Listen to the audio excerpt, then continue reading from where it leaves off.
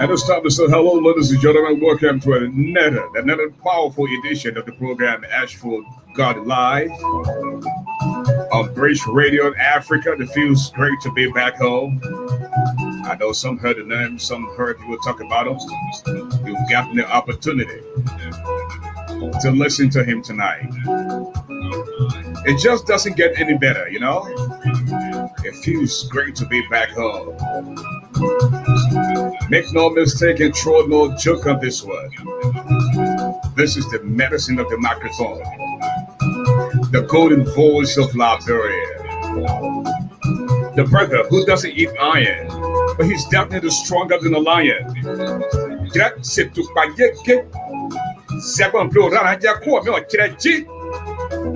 And now you know me Conway. Welcome.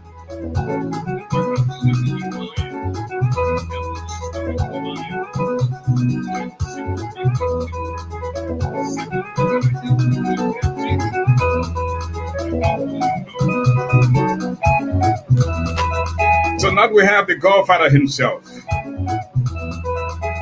one of the best in the business, one of Liberia's finest economists. Samuel P. Jackson is in the building, y'all.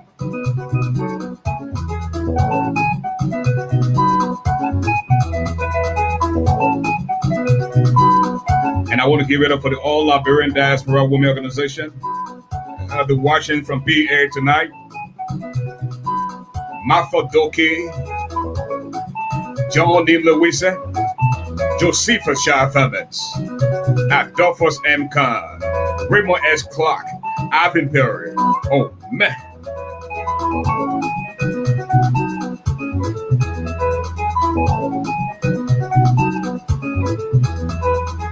Godman Cooper is in the building. And just in case you're celebrating your birthday, folks, I want to say congratulations. And Let us show how that you live to see many, many more birthdays to come. In the case of Godman Cooper, and I'm told you celebrated yesterday, huh?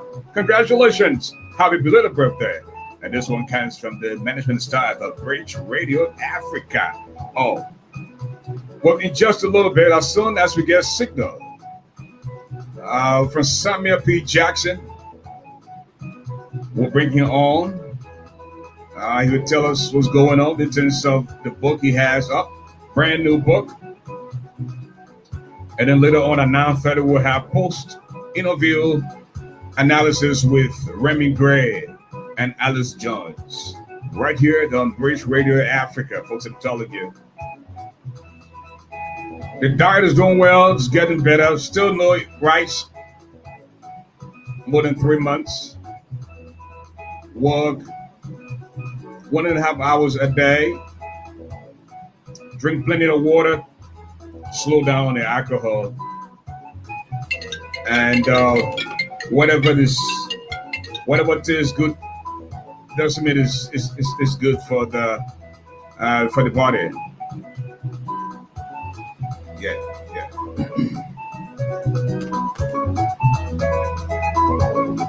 And we have the God anointed favorite more in the building. Ralph P. Williams, Outreach, Zwingli, Philip Baswa is in the building, just like that. Michael Kadami, Samson Yan, and folks, I'm telling you, man, we are going to have a blast tonight. Believe you, man.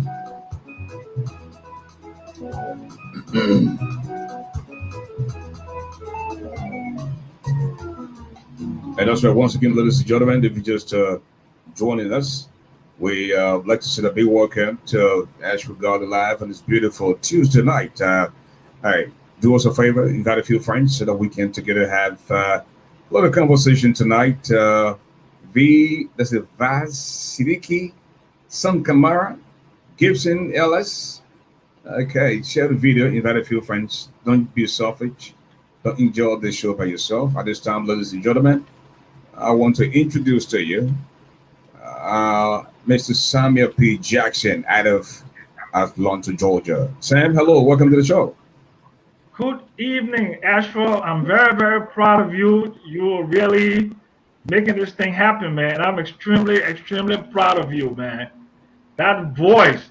Imagine if you were born in this country with that voice, man. You'll be a multi-billionaire, man. You got a real media voice, man. Thank you, big brother. Thank you. I'm humbled, and we'll keep it as that. You know, God is good. You know, with the continued support from you, I think we will get there. You know, Samuel Jackson of the world. Now, there are some folks who haven't heard about Sam Jackson. Why don't you tell us a little bit of Sam Jackson, man? Well, I'm a little basketball from Sunny Wayne. I went to St. Patrick's High School, and I came to the United States in 1970. Then I registered for the draft. I was inducted, went to Japan, came back, after the 11 months. And then I went to live in New York. I got married and began my banking career at Security Pacific International Bank. And after that, the Bank of America bought the bank. And I was a credit and marketing clerk. Started to go to the American Institute of Banking at Page University. Got 2 undergraduate degrees from there. Then I went and got a 3rd undergraduate. And I went to Providence College Graduate School. Then I came back to New York and started working for Chase Manhattan Bank. And I got a diploma in international economics and banking. And I've been the first 23 years of my life, I worked more in finance and international banking and investment banking. But the last 17 years of my life post-war, I've been more involved in development economics. Although I have an undergraduate in economics, but I don't have a graduate degree in economics. So one of the reasons why I'm going to London School of Economics is, you know what, I discovered that, all of the math and econometric models that we economists do, they don't amount to anything unless you understand that economics is about improving the lives of people. So sustainable development now is the foundation on which social economic development rests upon, the 17 sustainable development goals. So I'm very much interested in improving the lives of Liberians and to have the credentials so I can teach it, so I can write about it, and so I can basically consult in that field. And so I'm doing a Master of Science degree at the London School of Economics in the urban agenda program, cities and then on sustainable development. So that is where I am, and you know, it's only a year of academic and then another 6 months of consultancy. So I should be done by next year, July, and I'm going to start to do some global consulting, maybe teach at the university, and really push sustainable development in Liberia. Because Ashford, the issue about Liberia is not about whether we can pay salaries on time. It's not whether we can procure goods and services. It's how we improve the lives of Liberians. Whether the people are well fed, whether they have access to good health, whether they are well educated, and whether they have income so that they can buy the basic needs so that we can have an orderly society. That's what economics is all about. So I really want to take all of the the big trappings of the economics, bring it down to the common man. And because as for we've had a lot of economic growth in the 60s, the 50s and 60s. So Liberia's problem is not really about the economics and economic growth, but it's about whether we as a people can come together to improve the lives of ordinary men and women in the country. And that's why I decided to go back to school to concentrate on social economic development. Mr. Jackson, just from what you said, you have inspired a lot of people. I saw you a few years ago in Detroit, and you were not in a good shape. You were very sick. And to see you bounce back at this, first I want to say thank you to God and thank God for this country. To see you bounce back active and kicking. The last time I saw you on the treadmill. And for somebody who is 79 years old, to still say that he's going. I'm 68. Oh, I'm sorry.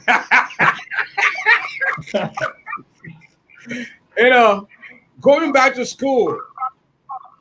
And I'm hoping our younger brothers and sisters are taking note, That alone is inspiration. What makes you want to go back to school? Okay, look, Ashford, first of all, thank you. Let me just speak a little bit about my health. In 2015, around the middle of 2015, which is exactly 5 years ago, I came to the States to do my annual physical, and I went to my primary care physician. And my primary care physician annually they do something called a PSA to determine whether there's something wrong with my prostate. I always knew from the time I was like 42 years old that I had an enlarged prostate. So when they did the PSA, and of course they do a lot of other stuff too. A lot of you men over 50 who've done the PSA know that. They found out that my PSA was all the way to 7. So they decided that they would recommend me to go to a urologist to do a biopsy because the PSA at 7 it indicated some anomaly within my body. So I went to the Georgia urologist. We call it the Georgia urology, and then they gave me an appointment for one day, and then I went there, and this is the most painful thing they can do to you, Ashford. They actually put this scissor in your bottom and they cut 12 pieces of flesh from your prostate. And when they're cutting it, you can actually hear it. And my wife was sitting right there when they were cutting this 12 pieces. And then they tell you to go home and you come back in 2 weeks for the results. So went back in 2 weeks and they just gave me the bad news that I had a very aggressive form of cancer, and the Gleason score was very high. And they gave me some options. And in terms of my chance of survival was given, about 50-50. Jesus. So I came home, my wife, we had a good discussion, and we started to look at different treatment options. The first treatment option was to basically slice my whole prostate off. The second thing was to do chemotherapy, and the third was radiation. So I took radiation, and then of course, the thing is about who's going to pay for it. I had several options, but then I took the option where my wife's insurance was going to take me to the best cancer treatment center on the planet. So I went to the Cancer Treatment Center of America. And you saw me for 3 years, I suffered. And it came to a point where they gave me 6 months to live, about like 2.5 years ago. I called my oldest daughters and were planning my funeral. Okay. That's when you saw me really, really, really drained. When you saw me in Detroit, I was recovering, but I was still a far away from where I am today. But thank you for asking. It's been a long journey, and I want to thank God. But I also want to thank people like you, ASHFORD, good, solid friends like you. Since I met you, every now and then a little bit of cash out when I was going through my serious thing. I met you in Detroit. And we know you and I work together on the ALP. I got to know your family and got to learn to love you, and also got to know about your deep passion for Liberia, and of course the passion for what you do as a human being. So I'm very, very much impressed with you as an individual, and I'm very humble and pleased to grace your studios tonight to be able to talk to my Liberian brothers and sisters, our mothers and fathers, wherever they are. ASHFORD, it is important for us to all realize that our common patrimony is probably one of the greatest countries on the planet. It is great because, ASHFORD, imagine we're not even 5 million people in a 43,000 square mile area, 350 miles of beaches, 7 rivers perpendicular to the Atlantic Ocean. So it means that we can develop a lot of industry. We can have sufficient power. When a river flows into the ocean, it has a current. It means it can provide electricity. We can have thousands of megawatts of power. And on our beaches, just imagine what Miami or Hawaii looks like, or what even Vegas looks like. So we have all the opportunities. We're also blessed with mountains, with gold, diamond, manganese, bauxite, and even some minerals that have not even been discovered. Then you look at the arability of the land. Africa has 60% of global arable land. In Liberia is mostly a rainforest. 40% of the Upper Guinea region is within Liberia, with virgin forests. I'm not sure when was the last time you flew over Liberia, but when you fly over the country, coming from Cote d'Ivoire, all you see is that, yes, you see that beautiful rainforest. And that rainforest are the riches, they consist of the riches that our grandparents bequeathed to us. And unfortunately, for 173 years, we have not maximized the potential. So you ask me, why did I go back to school? So, ASHFORD, I know economics, and in terms of the econometrics of it, to do the calculation, to do all the various measurement, computable general equilibrium, the linear regressions and all that stuff, and I can read the reports. But what is important for me to learn is what is the new global standard for development, the Sustainable Development Goals. In 2012, Ellen was appointed on the high-level panel for the post-2015 development agenda. The UN Secretary General, former Ban Ki-moon went and created a panel of experts with 3 presidents: Ellen Johnson Sirleaf, Prime Minister David Cameron of the UK, and Susilo Bambang Yudhoyono of Indonesia, with the 14 other experts to develop a new standard for global economic development, sustainable development. And Ellen, with all of the issues I have with Ellen appointed me to work on this panel. And this panel, we worked for 2 years, from 2012 to 2014, and produced something called the post-2015 development agenda. And that is that post-2015 development agenda that for 2 additional years that produced something called the Sustainable Development Goals. And sustainable economic development is what has eluded Liberia for the last 173 years. You know, the whole thing about growth without development, ASHFORD, you know, the whole story.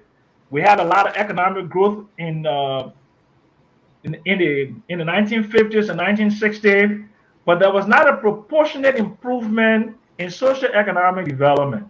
So I wanted to basically do more about the sociology of economics, so that when I go back to Liberia, I can teach it. And I also, if I don't want to have to be in the government, but there is something that we can put teams together, think tanks, to put Liberia on an irreversible trajectory for economic development, because we have the potential to be one of the greatest countries on the planet. And then I didn't want to just to go to any school. You know, I have Page University, Providence College, Johnson & Wales, American Institute of Banking. I already went to all these schools with seminars at Wits University, Sorbonne, and all the other places. But I wanted to go to the best school on the planet for economics. That's why I chose the London School of Economics. And you know, you're never too old to learn. And you know, this young Liberian lady, Raptel Nijepeli, she was just appointed assistant professor at the London School of Economics today. You know, it is not out of the realm of possibility that this young lady in her 30s could be teaching a 68-year-old man like me. So I mean, I look forward to meeting her and interacting with her at the London School of Economics and Political Science.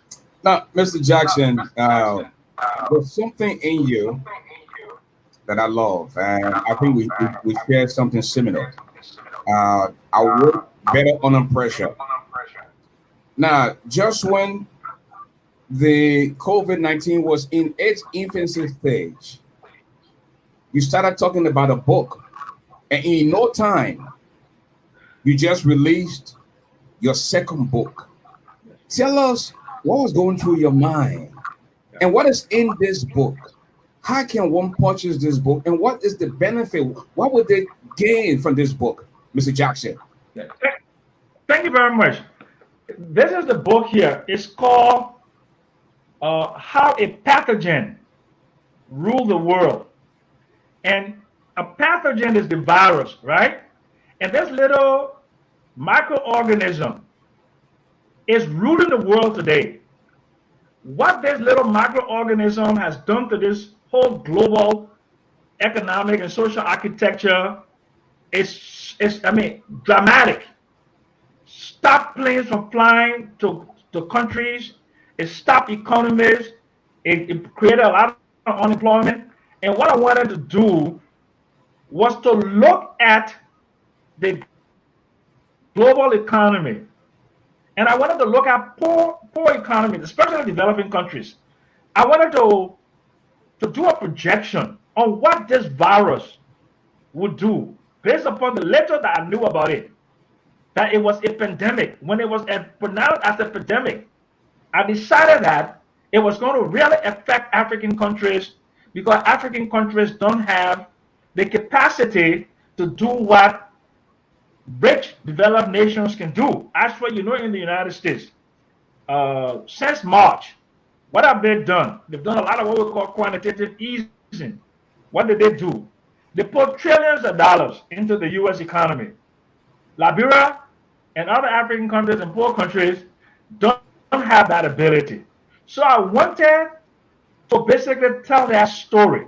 But I also wanted to tell a story, why did Liberia and Africa become poor and the Western nations became rich? So I had to go to the history, the economic system. So I did an analysis of pre-COVID. What happened before COVID-19? COVID-19 exposed the inequalities and vulnerabilities of the world. As for mercantilism, feudalism, all of these economic systems were designed to improve the lives of a privileged few. In a few privileged countries, was really about mercantilism, where Spain, Portugal, and Britain, they used their navies to explore lands and to have unequal trade with these countries. Then the next thing they came up with was slavery, ASHFORD, if you remember, from 1492, when Columbus discovered the New World. They tried to enslave the Indians, but the Indians were very susceptible to the diseases that came from Europe, like the smallpox, the measles, and all of that. So they decimated the Indian population. From 1492, when Columbus discovered the New World, but they landed on the island of Hispaniola, which is today Dominican Republic and Haiti. What happened, ASHFORD? In 10 years, 90% of the population of Hispaniola were decimated. So the Portuguese decided that they needed labor for the sugarcane plantation. And sugarcane was the first crop of the New World, and the gold and diamond. So they brought African slaves to work in these sugarcane plantations. And sugarcane was the first. Sugar was the first global commercial commodity. And then, of course, if you notice, in 1619, the first group of African slaves arrived in the United States of America. Okay, it was not America, but it was the American colony actually in Virginia, Jamestown. It was not America yet. Right. So slavery improved the lives of the colonies, and it created the United States of America, that will eventually become the most powerful nation on the planet. In 1790, the invention of the cotton gin, which increased the productivity and efficiency within the cotton fields, it required for them to bring more black labor, and it brought more blacks. Tens of millions of black people from Africa, from West Africa, and they brought the best. So then it became the Industrial Revolution, and the Industrial Revolution accrued a lot of wealth to the U.S., to England, and to Northwestern Europe. Then they didn't stop there. As for in 1884, the Berlin Convention, they sat in a room in Berlin, the Bismarck Convention, and they demarcated countries and gave it to themselves. The great European powers and the United States of America had a representative there, Stanley.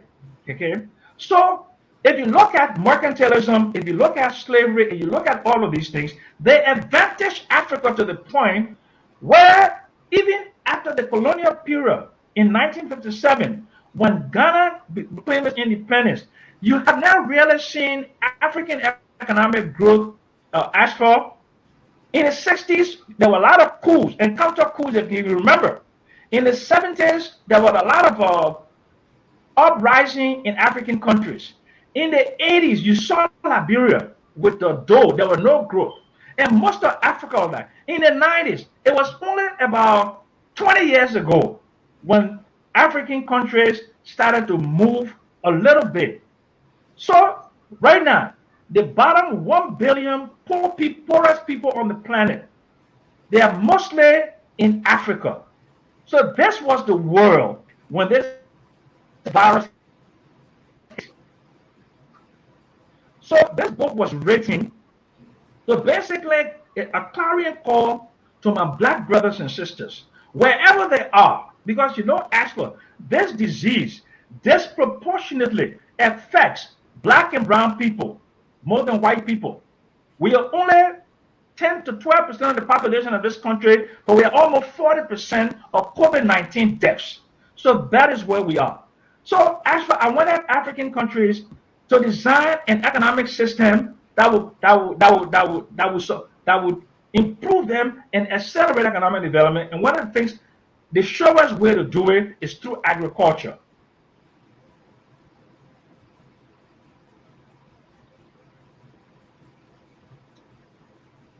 Okay, Mr. Jackson, I don't know if you're still speaking. I guess you've turned the microphone over to me now. Mr. Jackson, take for example, I'm interested in getting the book. I already know how to acquire one, but most of our viewers right now, people are watching you both on Facebook and YouTube. So, how does one get the book if they're interested in getting the copy? Where do they go? The book is on Amazon. Okay, you can get it from Amazon. It is $29.95 for the paperback, and it's $9.99 for the electronic version. Okay? It is almost 250 pages. It's a very easy read, and I want you to help to support this book, and so you can get a clearer understanding on the socio-economic development of poor countries and how this virus devastated the world, and what African countries and other poor countries can do to go beyond COVID in the post-COVID dispensation. You are a number guy. Give us some data. When you first launched the book via Amazon, how did it do? Well, it did extremely well. For the first 8 days, it was the #1 seller in its category on Amazon. Oh, wow. Wow. Yes. It was #1 in this category, yes. Very impressive. Yeah. Now, what are you doing also to do like a town hall meeting? They leave from Atlanta, come to Philadelphia, come to Minnesota, Iowa, because you have wisdom. There are some things in you that you can't take with you to the great beyond. You have to release these things. And I believe that's one of the reasons why you're going back to school, because you were subsequently go to Liberia and become a lecturer or a professor at the University of Liberia. So what are your plans to host a town hall meeting? Like you say, come to Detroit, come here to the Bridge Radio, we can organize something, and you speak to our brothers and sisters, not only from Liberia, but from other parts of Africa. What are your plans in that regard? Ashford, is a very good question. You know that my first book has not even been launched officially in the United States of America. I launched it in Liberia. When I came, just as I was about to launch it, this summer, I was going to go to about 10 cities around just to launch this first book. You see it here? Richland, poor country, and then this COVID hit. But you're right. So when we come back to near normal, the first thing I will do, I will launch this first book, right? Richland, poor country. Then I'm going to go and launch the second thing. But look, Ashford, I want to talk to you about development in Liberia, if you don't mind me. Now, before you talk about development in Liberia, you say rich land, poor country. How can we be rich and we are poor at the same time? You can begin with that, and then you can talk about development in Liberia. Thank you very much, Ashford. The subtitle of the book is the paradox. The paradox of poverty in Liberia. Paradox is something that shouldn't happen. It's a paradox. How can a rich land be so poor? I wrote a book, ASHFORD, because I want to do an examination of why such a rich country with such huge economic potential is always at the bottom, either the fourth poorest or the poorest country on the planet. I just say one of the poorest countries on the planet. Yeah, you're right. Yeah, but you know, like actually in economics, we have many means of determining poverty, right?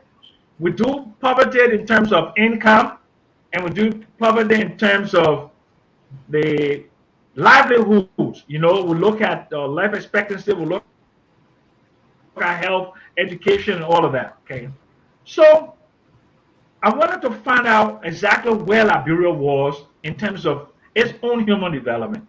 And I found out that besides just the measurement of money, Liberia is one of the least developed on the planet in terms of life expectancy, in terms of access to education, food security.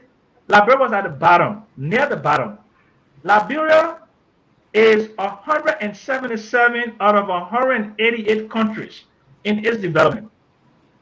They measure 188 countries, ASHFORD, and Liberia was at the bottom 12 of those countries, right? Mm-hmm. So what does that mean? It means that our human development index is only 0.435.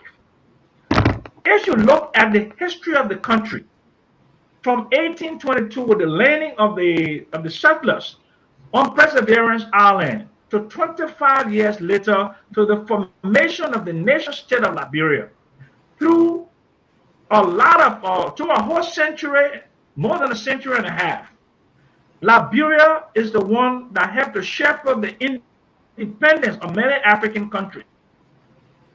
Liberia was one of the original founders of the League of Nations. Liberia been attracting foreign direct investments into that country with the Portuguese, the Germans. And in 1926, almost 100 years ago, we had the first major concession, the largest rubber plantation on the planet. Yet, ASHFORD, Liberia only produces less than 1% of global rubber production today. We don't have a rubber processing plant of any note in Liberia.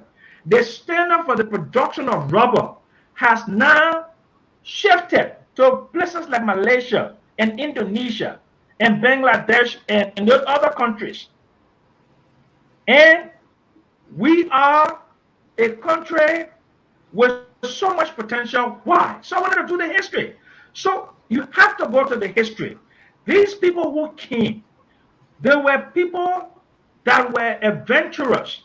And for the first 50 years of the formation of Liberia, they were shipbuilders, they were traders. But ASHFORD, from 1847 by 1900, Liberia had lost all of its ability. The coffee that was being produced in Liberia in the 1860s, 1870s, there's a book called Liberia Coffee in Ceylon, Liberian rubber, all of that completely, and Liberia were shipbuilders, just evaporated. So I wanted to do a history for people to understand how come, what happened. So you have to look at the history and the chasm between the peoples that were forced to live together. There was never any serious cooperation with these two groups of people, the settlers and the natives.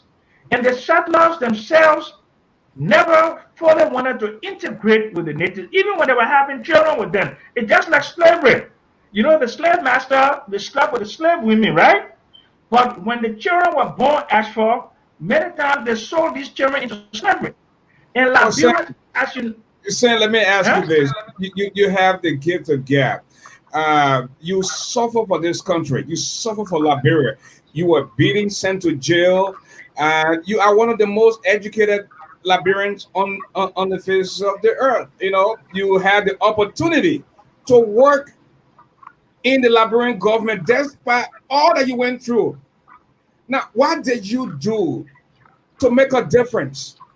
You are a native man. You had the opportunity to serve to the level of a deputy minister. And people, when you speak, people listen to you. You had the opportunity to have worked with Samuel Doe, Ellen, Charles Taylor, and all of those people. What did you do, Sam, to help Liberia? Okay, that's a very good question. But I want people who are listening to understand, because when you say it like that, it will be like I've worked in the Liberian government over the last 46 years of my life. And let me just give them the chronology of when I worked for the Liberian government. I went home in 1978 and I worked for a few months for the Toba government until I was put in jail April 14. Then I worked at the Ministry of Finance until the coup came in 1980. Then I left the government of Liberia in 1981. So I only worked for the government a year and a few months. I did not work in the Liberian system again. Okay, ASHFORD? After, okay, until 2002, ASHFORD, 2002, I went to work for Charles Taylor. The war was close by, and I only worked in a specific area to help with sanctions. I worked from February of 2002 to August 11 when Charles Taylor left Liberia.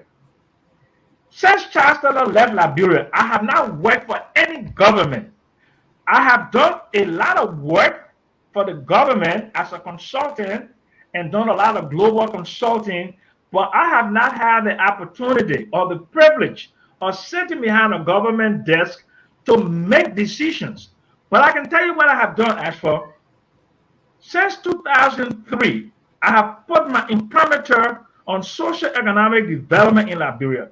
A lot of the reports and studies that have been done that chronicle progress or lack thereof within the Liberian economy, I've written a sizable number of those. In 2010, I wrote the Millennium Development Goals report for the government of Liberia and paid by UNDP. I was also involved in the research work for the Core Welfare Indicator of 2007.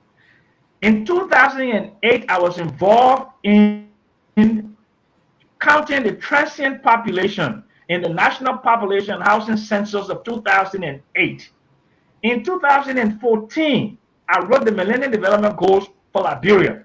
Between 2012 and 2014, I and other global experts sat together and we replaced the Millennium Development Goals with the Sustainable Development Goals. We developed what we call an agenda, a development agenda for the whole world, ASHFORD. That's how I got into LSE.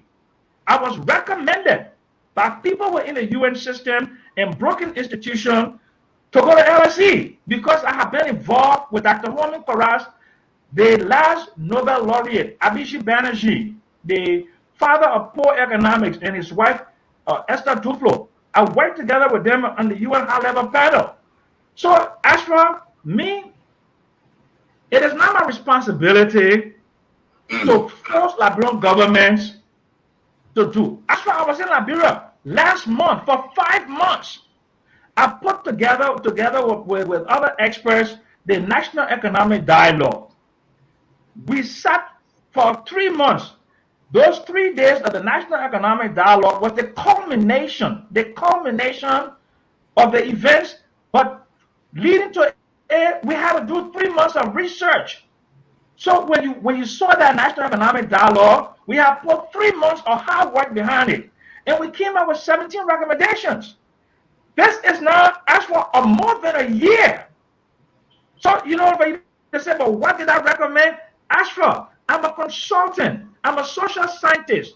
I'm not a how you call it thing. I'm not a dictator. I cannot force governments to do what they don't want to do. Take for example today. But based on your recommendations, you and the likes of Gateway McIntosh, what has nothing been done about some of the things that you people recommended? Because I'm pretty sure you did those things in good faith to help our country. Yeah.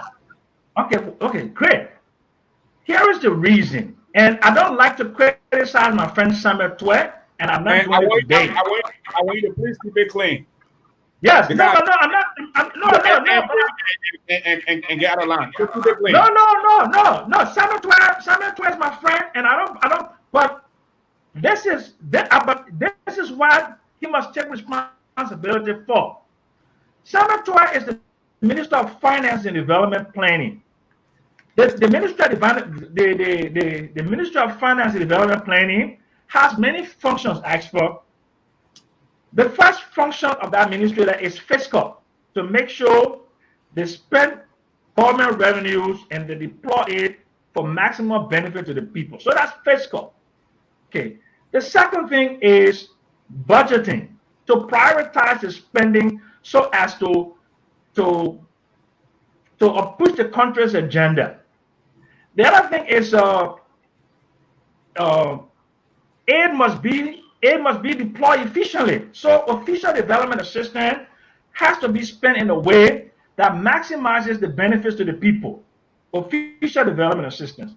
And then the next thing is for development planning is sectoral planning, as for where you look at the various sectors of the country. If you look at agriculture and you look at the subsectors of agriculture, how much rice did we produce in Liberia last year? How much cassava did we produce in Liberia last year? How much edo, how much plantain, how much sugar cane?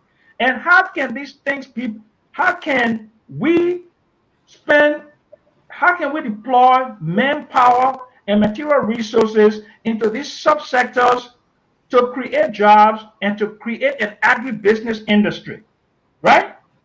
Mm-hmm. Then you have to look at the issue of governance. Governance means improving the administration. Improving the administration so that you have rule of law. You have a good system. Then you have physical security. All of these things, one person cannot do it. It will require all of us. So the reason why I say I blame him is Mr. Twe knows if he needs help, if he needs real help, there are Liberians all on the globe, on the planet. There are Liberian investment bankers in the United States. I know several Liberian young boys. One person particular, vice president at Bank of America. I know my cousin is a senior vice president at JP Morgan Chase. I know Liberian surgeons, medical doctors, I know. So if we get serious and we put together a data bank, because let me tell you something, ASHFORD, the Liberians in Liberia, together with us in the diaspora, we can make that country magical. When I was doing the research for my book, this How a Pathogen Ruled the World, ASHFORD, I used to think that the Chinese economy since 1978 with the reforms, that most of the foreign direct investments into China came from the West. No, actually, it is the Chinese diaspora that came from Taiwan, Singapore, Hong Kong, Malaysia, and Chinese Americans. They had last year, for example, out of $250 million in foreign direct investments into China, only 50 million came from Europe and America. So we Liberians, actually look at us, okay? People like my wife, they got 401k, they got equity in their homes, many Liberians. If you put the wealth of Liberians together and our savings, our 401k, the equity in our homes, those of us and our children, our grandchildren, you're talking about billions of dollars today in current dollars, ASHFORD. If you look at the the people who are developing the Ghanaian economy today are Ghanaians from the diaspora, the Ghanaian surgeons. So one Ghanaian can go and build 500 houses in a subdivision, and they can get financing for that. So if Liberia wants to be developed, we have to build a big tent. We spend too much time on politics, ASHFORD. It's too much time to go after each other. To say, oh, we're not good, we're not doing this, we're not doing that. But I'm saying, Mr. Toya, what is it that we can do as Liberians to make our country better? It's not about making somebody senator. It's not about making somebody representative, or it's not about moving George Weah from power or making him uncomfortable. It is about what is it that we can do to really improve the lives of ordinary Liberians. Ordinary Liberians. Sam, you went to Liberia, I believe, 1 or 2 years ago. That's a few months ago, when you went for that economic retreat. And I heard you say some time ago that there's this very bright Liberian young man. If I'm not mistaken, I think he's from Tennessee or something. He has a PhD that you took to Liberia to help the prime minister and the country. And whatever happened to him? Oh no! In fact, he's back in Liberia today. He's a young man. I'm not going to call his name. He's a PhD candidate. He's 26 years old. He's very, very good at econometrics. You know, he and I went together. We work as a team. We work directly with Mr. Samuel Tuet. We start Samuel Tuet every day. We wrote a paper, okay, on to determine the problems in the monetary sector. While there was only 5% of the money supply were in banks, we did a lot of stuff on financial inclusion. I also did a lot of stuff on the quantitative theory of money in terms of economic growth rate and the money supply. Wrote 42 pages and left that as my legacy document for the government to use as a roadmap for stability within the monetary sector. The economic dialogue was also designed to be a what do you call it? Is as a stepping stone, as a reset button. Because if you notice, there were a lot of issues that were happening with the high inflation. There were a lot of things with slow economic growth and all of that, and they were all creating a lot of social problems. So I said, if we put our heads together as Liberians, if we don't fight each other, and we extend a helping hand to the government of Liberia, then we can build our country. Because look, actually, let me tell you something. Consultancy in Liberia makes a lot of money. As for from 2003 until I came back in 2015, I averaged between $150,000 to $200,000 a year right there in Liberia. That's how come I got the Total station. That's how come I got the bakery. That's how come I got a dollar store. That's how come I got properties in Liberia and here of the money I earn right there in Liberia. So look, ASHFORD, when companies come to Liberia, they need to do certain prerequisites. For example, they have to do a concept document, they have to do a social impact study, they have to do development planning, they have to do all of that. They need experts to do that. And the expertise in 2003 was not really there. A lot of these young people that got a master's degree or all that stuff, they were not in Liberia. So those of us who were there with the capacity made a lot of money. I wrote a lot of linkage plans for the major mining companies. I did a lot of exploration and pre-exploration linkage plans. I did a lot of social impact assessment. Okay, there were a lot of environmental studies I did with environmentalists. So there were a lot of stuff to do. And this Bob Johnson Fund, if you remember, the Bob Johnson Fund, I got 12 clients. I got money from the Bob Johnson Fund. And I got paid from doing the business plan and going to defend the business plans for these people. So if Liberia does well, if the government of Liberia starts to attract foreign direct investment again, right?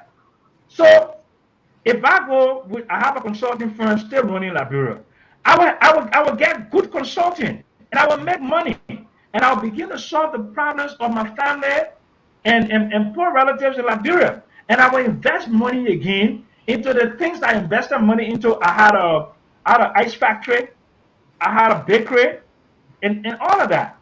So I'm not here rooting for Samuel Tuer to fail. Well, I'm for not rooting for McGill to fail. joining us tonight, we have Mr. Samuel P. Jackson, economist from West Africa, Liberia, based in Atlanta, Georgia. Very shortly, we're going to take to the telephone line where you can call in and, of course, perhaps ask Mr. Jackson a few questions. Tomorrow, we are going to play host to Grace Carrington Goa, Margaret Johnson. We are going to be talking about rape in Liberia. And there is this representative in Liberia that has been accused of raping his own niece. I spoke to this representative today, and he will be on the show tomorrow. This is getting serious. Sleeping with family members is a no-no. And this representative from one of the counties in Liberia has been accused of raping his own niece. And he has agreed to come on the show tomorrow. And this is something that you don't want to miss. The issue of rape in our country is very devastating. And I think this has got to stop. And please be respectful of this platform and our guest. You didn't help me to make this platform or create this platform. I beg you, if you disagree with somebody, please respectfully state your disagreement. But for you to come on here and start to call people out of their names, I don't think it's fair. Mr. Jackson, people are saying that you helped to fund the war in Liberia. One of those people is on here tonight. How do you respond before we continue with your how we can tell people to buy your book? But thank you very much. Look, anybody who knows anything about Liberian history, anybody who knows about the history of the war, will know that I was not in Liberia during the war. I did not join any faction. I did not support any faction, and I never fought any war. I did not, in fact, in 1997, I supported Ellen Johnson Sirleaf for the presidency, and she lost. And I did not go back to Liberia until 2002.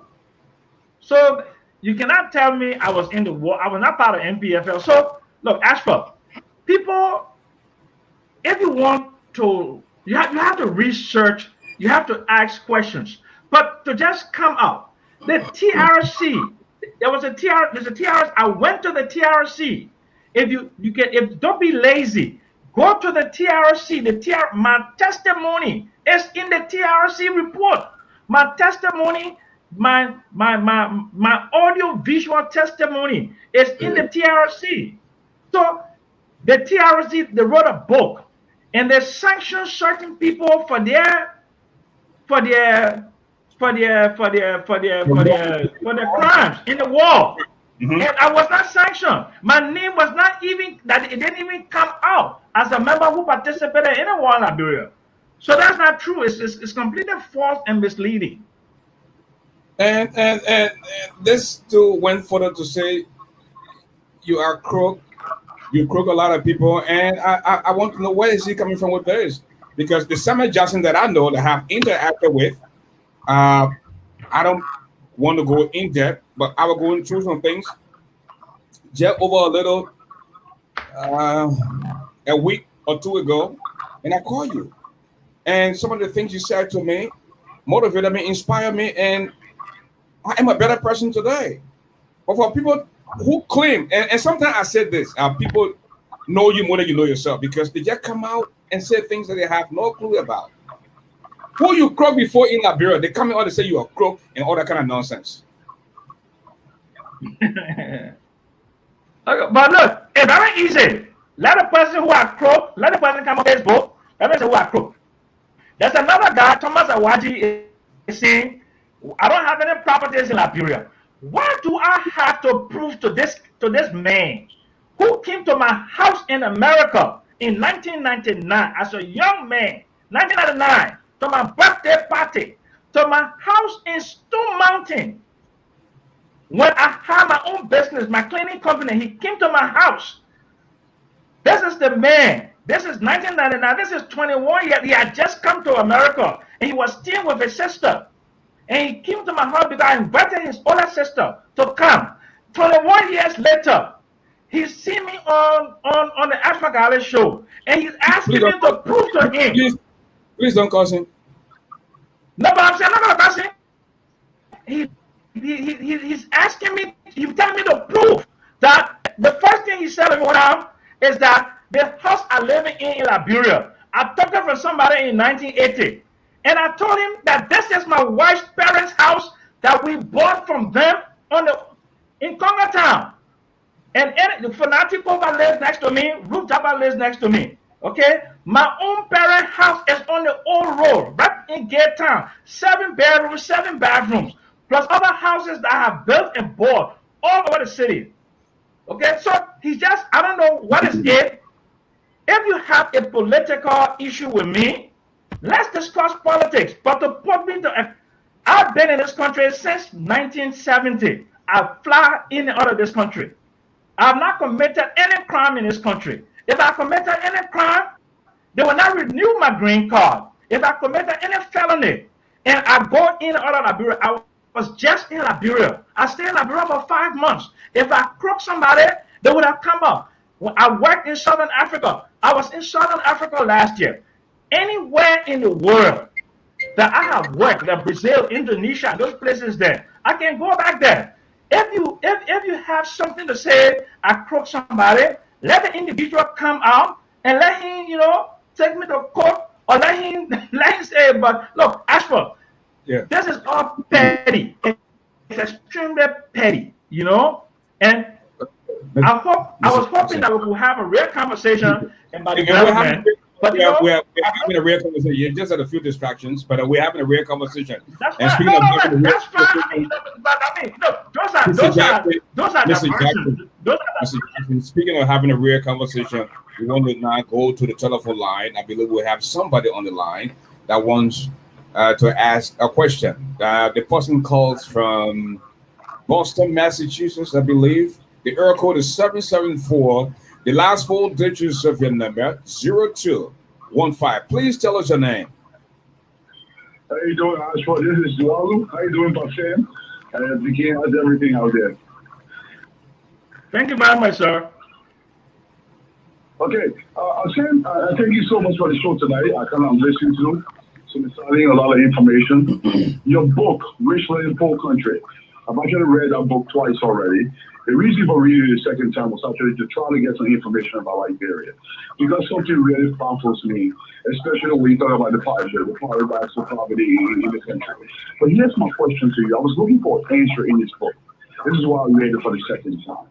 You talk about all the resources we have. You were very, very brilliant in diagnosing the problems in Liberia. What caused those problems? My issue is, what is the reasoning behind why we did not fully develop, or we did not at least develop to some extent? Now, I understand we had all the experts. Okay, during those days, those people were highly educated, they were well traveled, they understood how the world worked. But they never applied that to Liberia. What was the reasoning behind that? That was already spelled out in the book. Like I said, I went to a few times, I tried to do a whole study on it just to fully understand what this book was about. But did I give me the reason why we had not, or did I implement what they knew how to implement? So if you can elaborate on that, I really appreciate that, Mr. Jackson. Once again, it's Dwalu. Have a great day, sir. Thank you, Dwalu. Thank you very much, Angasi. I really appreciate you. Go ahead. Answer the question, Mr. Jackson. Okay. But look. After we went over it, but let me just basically summarize again. Our country develops because people build institutions and they build an economic architecture. And then there are intangible things on why countries develop, actually. Things like discipline, hard work, cooperation, love of country, nationalism, patriotism. These are intangibles that develop America. The first thing an American man tell you say, I love my country. This is the greatest country in the world. All the countries that the people believe they are the greatest country in the world, like Ghana, where the Ghanaians believe that and they love their country. They are first Ghanaians. They are first Ghanaians. So if we want to really build Liberia, we have to have unity. Unity. We must be united. The political problems that we have don't amount to nothing. We are fighting amongst ourselves while the foreigners are taking over our country every day. The Lebanese, the Indians, the Fulas, they're taking over our country. They control 90% of the wealth in that country. And we, the original inhabitants, will have nothing because we want to fight with each other. And a guy here on a posting that the house I live in, I must show him the mother deed. He's been behind me, ASHFORD for 10 years to show him the mother deed for my house. Those are the kind of things that divert our attention. That who is he? You know, a little piece of animal's nitwit. I'm gonna go to my vault and I bring my mother deed from the Brown family to show it to him. For what reason? Who is he? And why is he so enamored about the house I live in, which I said to him, the house I live in is my wife's parent house that we bought from him. I told him that 1,000 times. And he will keep doing, I blocked him for almost 7 years. ASHFORD, I just unblocked him because I met him at a Dara dinner event. And I believe we have something in common. But here he is again, have posted 20 or 30 times. Show me the mother deed. Show me the mother deed. What would the mother deed do for him? Why hasn't somebody who owns the house, why have they not laid claim to the house? Over the last, since the house was built in 1966. And I've been living there in that house for like 17 years. Why somebody can't come and say, this is my house? Is that the house in Liberia? I have houses in Liberia. I have 6 houses in Liberia. Is that the same house where you killed the cow at? Of course. That's why he did. Yeah. So you say, I'm going to show him the money. He said, I bet you can't show the mother deed. I bet you. I mean, he been behind me for 10 years. Sam, let me ask you this. What is the guy problem with you? I think he must, I don't know what his problem is, but it must be something kind of spite. They say I'm a fraud. Call me. We need to get to the bottom of this. What is it that you have against Sam Jackson that you were on him that they're so hard? Okay? Thomas, please call me. We'll talk about it. Go ahead. He said I'm a fraud. He will expose me. You had 10 years on Facebook. Okay? So I'm gonna go to the vault. I'm gonna go to the family vault. I'm gonna bring the mother deed and show it to him to make him happy. And he honored that 10-year-old. He not posted 20 times. What a mother deed. What a mother deed. So that is not only irrational, but it has a psychological problem, a deep psychological problem. And I can't help him with that. I can't help him. If he needs to go see a shrink, let him go see a shrink. I can't help him with that. Mr. Jackson, you are an economist. I just heard the Honorable Finance Minister today that they are doing such an awesome job at the Ministry of Finance and Development Planning. As a matter of fact, international organizations are coming in to see the progress of some of the progresses they are making at the Finance Ministry. Samuel, according to you, is your friend. George Ware, you said on the social media he's your cousin. Why don't you think what what's his name, Minister Toy said about the progress they are making is valid? Look, let me explain something to you. I told you the 4 functions of the Ministry of Finance and Development Planning. They are making some progress in fiscal affairs. in fiscal affairs. Okay, and that progress comes from maybe proper accounting, budgeting, and revenue collection, and all of those things there, and then tightening the fiscal stance. That is fiscal affairs. But I told you that the Ministry of Finance and Development Planning has 4 core functions.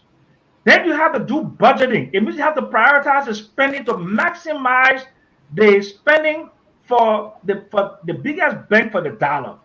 Then aid coordination. Aid coordination means that you get the official development assistance either in budget support or for public sector investment projects, right? It means that that aid must be targeted. Okay, it's called aid effectiveness. That's part of the what they call it the Busan Declaration, the Paris Declaration, and the Accra Clarification. Then the next thing I ask for is to expand the private sector. You need to create jobs. You need 80.9% of Liberians are not in wage employment. They are in the informal sector. You understand, Ashford? They're in the informal sector. So while they may be making some progress, whether to go, they can pay salaries that they're doing in terms of they're getting some loans, okay, and they're doing some effective deployment, okay, of government resources. But you have to be able to quantify the improvement in the lives of the people. The question number 1 is, Ashford, are Liberians better fed today than they were 4 years ago? That's the question for you. Are Liberians better educated today than they were 4 years ago? Are Liberians better off in terms of income? We have more income today than we had 3 years ago. When you cannot begin to answer these questions without the data. And actually, there are a lot of things that are outstanding that they have not done. They have not been able to do a good poverty report in about 10 years. The National Population and Housing Census of 2008, they haven't done that yet. They haven't done the Core Welfare Indicator Questionnaire. They completed the Demographic Health Survey, but they haven't done the analysis to write a report. Since 2013, they haven't done the Convention on the Elimination of Discrimination Against Women to know about gender parity in education, gender parity in the legislature, gender parity in the cabinet, all of these things here, and basically the livelihood, okay, the inequalities between women and men. So all of these things have to be done. But Mr. Jackson, in the early stage of this administration, the president called for folks in the diaspora who have experience to come home and help rebuild the country. And some people went back home to see how best they can help improve the country in terms of the economy, in terms of the infrastructure development, and all the good stuff. But why has nothing changed? Okay, Ashra, if you want to do these things, you have to do this more than just platitudes. You have to say it, and then you have to develop an institution. Ashra, right now, the government of Liberia has no database of Liberian professionals in the diaspora. That's number 1. They have not even done a labor force survey to determine what are the gaps in terms of the labor demand for employment in Liberia. So you don't know that. And they have not done an inventory of skills, what the country needs to develop in terms of agronomists. You need soil scientists. You need people, extension agents in agriculture. You need people who understand not just economics, but agronomy. Then you need people who are skilled laborers. Like you need electricians, you need plumbers, you need carpenters, you need bricklayer, you need all of these. These are all functions that any civilized developing country needs to have the inventory of these skills. After you go to Liberia, you see at the Royal Hotel, you see a Filipino woman at the front desk. You can't see that in Ghana. You go to the guy who's selling the pastry. The guy selling the pastry is from the Philippines. So we don't even enforce our own laws when it comes to providing opportunities for Liberians.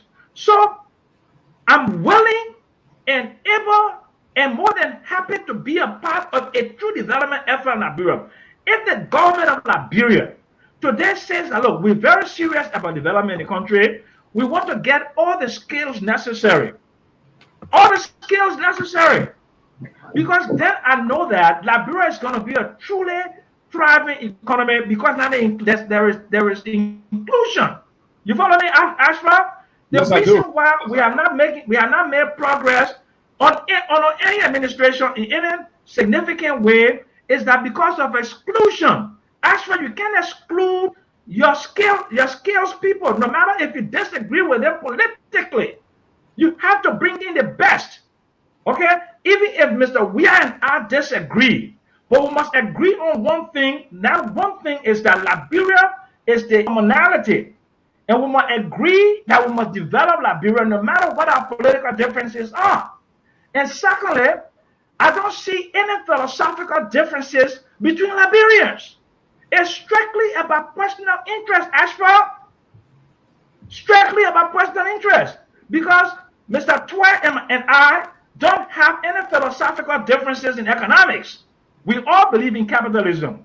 And we all believe that the multilateral institutions like the World Bank and the IMF can give us some support, and the international system, the OECD countries can give us some support. And we need to improve governance in order to expand the private sector. We agree on that.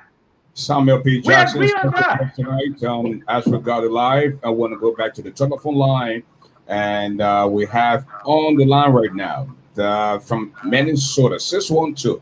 The last four digits of the number, 5448. Please tell us your name. Hi, thank you very much. I'm from Minnesota. Good evening, Mr. Jackson. My question is simple as possible. As an expert in economics, comparing Liberia to other West African countries or African countries at large, what is the effect of us having dual currency?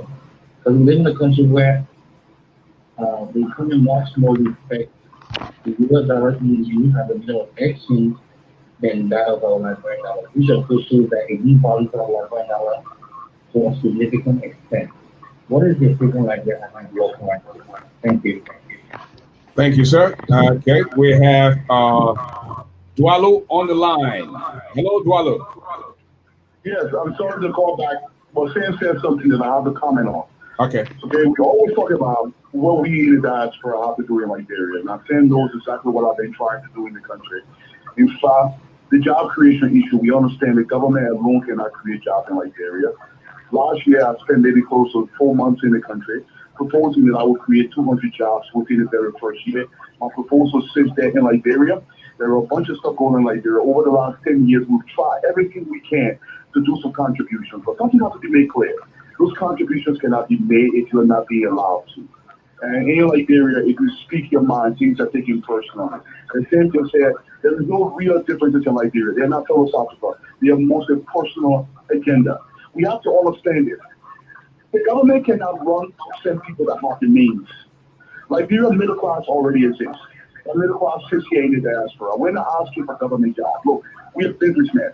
If I'm coming into the country and I tell you to create 200 jobs, and I'll show you how many jobs can be created. I tell you the way people in government, even Senator Floyd himself, I publish a bunch of papers. I tend to read some of those economic papers. The papers are out there. Anybody can Google them.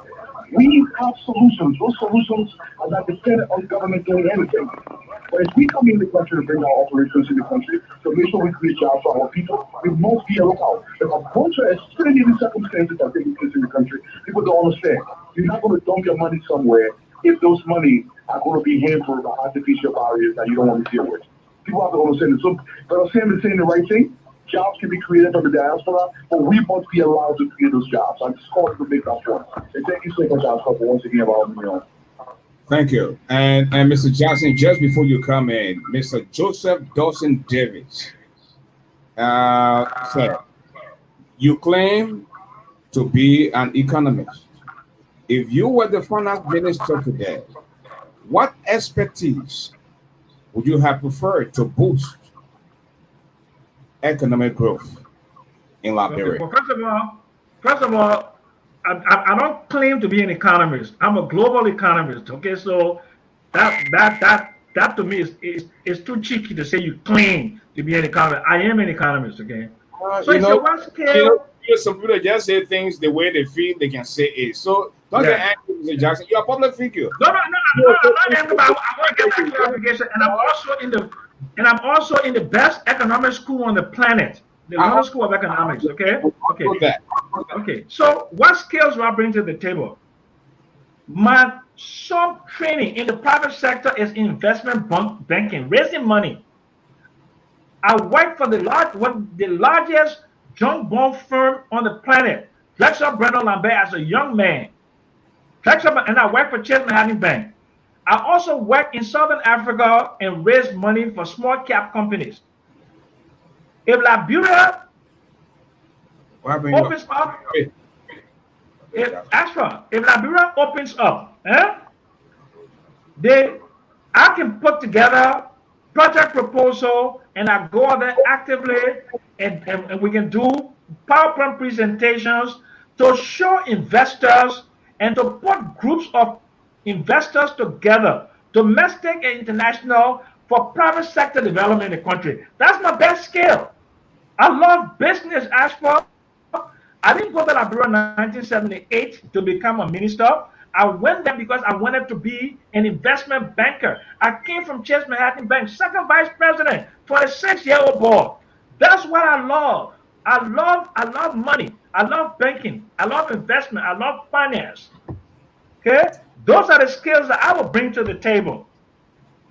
Now, Mr. Jackson, we want to say a big thank you to you as always. You know, every time your small brother calls you, you pick up the phone and say, "My man, I am ready." You know, anything you want to talk about, we'll talk about it. And you know, the respect is mutual. And hey, I called on you sometime when I'm going through some things, and because of your wisdom, when you speak to me, I will listen. And every time I listen, I end up making the right decision. And this is a very good thing. Finally, because at 9:30 we're gonna have post interview analysis. Again, I want you to please educate our brothers and sisters watching now. They are interested. They want to get the book. I know we got two books. Both books have not been launched yet. Okay, and I will play a major part in terms of the launching of the books. I can promise you that. If I had to fly to where the books have been launched, I will go there, and British Radio will go live because you are a good man. Okay, so finally, Mr. Jackson, again, just tell us how can we get this book, why you want the people to get the book, because some people just enter and we have, you know, quite a good number here tonight. So you can do that and then give us a closing statement because they Well, might thank you not very much, get them Ashford. ready to come on. Yeah. Well, first of all, this is my first book. It is on both books are on Amazon. Okay, Hmm. it's called uh, it's called Richland Poor Country. Okay, the paradox of poverty in Liberia is on Amazon. This is the political and economic history of Liberia. Okay, the second book is on the pandemic. Okay, the inequalities and vulnerabilities that this disease exposed. Before I go, I want to put a hand out to all Liberians. Those who hate me, those who don't like me, those who despise me, a hand out to everyone. Liberia is in a very delicate situation right now. We spend too much of our time trying to tear each other down. We spend too much of our time trying to find out what the other guy is doing. We spend too much of our time trying to undermine each other. The government should come together with us, every one of us, even down to people who just know how to pin wall or know how to shine shoes. If we all come together, but the hatred The naked hatred, Ashford, that we see that is manifested on Facebook among Liberians daily. Ashford, you know something? 2 months, for almost 2 months now, I've decided to just spend my time with my education, trying to absorb a lot of stuff, and I'm not paying attention because those are the kind of things that can drive a wedge between people. It can obstruct nation building, you know. So, Mr. Thomas Awaji, I put my hands out to you. You say I'm not an economist. I agree. The horse is not for me. I stole the horse. Anything you say, oh man, I beg you. Let's leave it. You're right. You got best. The horse not for me. Okay? And not even in my family. I got no D for A. Wow. I'm a fraud. Let them forget it. I beg you, oh man. I take God to beg you. I'm a fraud. I'm nothing. Okay? So don't spend all of your waking hours going after me. Okay? Let's spend some of that time in personal development. Let's spend some of that time to help our country. So anything you say, oh man, I beg you, I hold your foot. Please leave me alone. I'm a fraud. I'm not an economist. Okay? The house I'm living in, not for me. I don't got no mother D for A. Anything, and I'm a crook. Everything you say, Papi, I hold your foot. But God knows me. God knows who I am. So that is all I have to say. And I live with no malice. I live with love. And I live with forgiveness for those who have transgressed against me. And I hope those that I have transgressed against, that they forgive me too. Because right now, at my age, I'm closer to Jesus. Okay, in my advanced age, I'm not going to spend my time fighting for material things or for some gravitas on this earth when I know that this is not my home. We have to leave here one day. Thank you very much, Ashford. Now, Mr. Jackson, before you go, something that is very touching is going on in Liberia. Rick, I mean, something that has become very big in the country. Everybody is talking about this. We saw last week a group of young ladies took to the streets and went to the Capitol, went to the Foreign Affairs Ministry that hosts the president in demand that they wanted to meet the president to give him a petition about this rape thing that is going on in our country. Younger sisters are getting raped. Younger brothers of our sons soon married. And we need to continue to talk about this, Sam. This is alarming. Where do you stand on this, Sam? Well, Ashford, rape is a serious problem in Africa, in Liberia especially, because of the war. 70% of women say they were raped during the war. And Ashford, we have not come to any real conclusion to put the war behind us. There are a lot of outstanding things of justice, fairness, and those things there.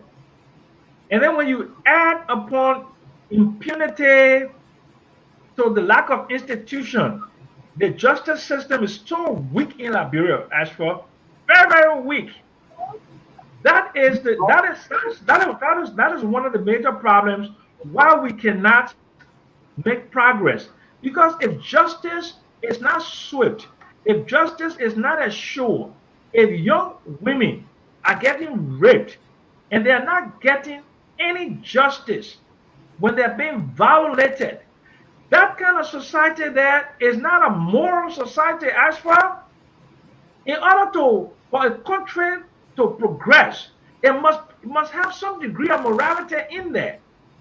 You don't have to be perfect, but things like rape rape should not be tolerated at any level.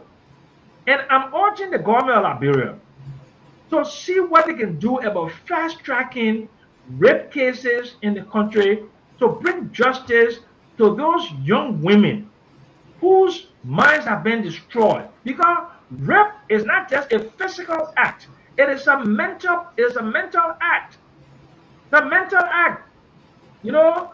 And I just hope, look, these are some of the problems, these are some of the challenges of Liberia as well. There's so much that we can do. We can raise money to do a foundation for women and girls at risk. You know that we can do that, ASHFORD. We can do a lot of things for all areas of the Liberian society. For agriculture, we can raise money for rice development. We can raise money for cassava strategy. We can raise money for an ethanol plant. We can raise money to build science, technology, engineering, and mathematics, vocational technical training institutions. These are things that we can do, ASHFORD, if we love each other, if we come together as a people. But the hatred that we manifest for each other, that hatred that it undermines the very fabric of our society. As for you and I talk, we know where the hatred comes from. Brothers and sisters, spouses, twins. Look at the people that fight for property in Liberia, ASHFORD, brothers and sisters from different mothers. Their father dies and leaves a piece of property. They kill each other. They Sam, kill but men. Sam, listen. Let me ask you the question. I interviewed somebody last week. I'm not going to call his name because I believe I have dealt with him enough. Okay, a very older man, Sam Jackson. For some of us that were growing up in Liberia, we never had a bat to piss in and a window to throw you either. So we're struggling. And when we wanted to have fun time, we were not for our equal because our equal then will ask us to get us something. How can I get you something when I'm broke? So people then who are a few years older than others will see on and say, "Oh, you're looking good. You got pink lip." And they will kind of, when I ask about something, and we'll go have fun time. But for older men, so you see a young lady in Liberia, how many times, especially if you have not traveled, how many times would you ask to say, "How old are you?" So they see we tell you the young people you grown. And for some people to come on to say, "Oh, I saw them, I asked them, I said, how old you were?" And they tell me, say, they were of age before I started talking with them. Sam Jackson, I know you're a good man. You say you're a good man. But how many Liberian men you see asking people in Liberia to say, "How old are you?" before I can talk to you? Look, ASHFORD, look, Liberia needs to be fixed. And rape is a major violent crime because it has deep psychological effects on the woman for a whole lifetime. The society needs to fix it. As for the children went in the street for a reason. Government and society, the religious institutions, we all must listen to the young men and women who went out there to bring this thing to our attention. Because it is obviously a problem. That's why people came out to march. Government needs to do something. The president needs to do something about it. The president needs to strengthen the judiciary system. The president needs to deploy more resources into the court system. The president, the government just needs to have an effective judicial system. As for there is no developed society in this world without justice.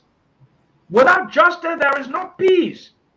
And when you cannot solve something as minimal as a rape case, where a woman's right was violated, where she will have mental strains for her life, that is not a society that is on its way to becoming a prosperous society. In order for you to be a prosperous society, you must be a just society. Justice must reign. As for justice, no justice, no peace. All of the wars we fought, as for we didn't just fight one war in Liberia. We fought 135 wars in Liberia since the founding of the nation.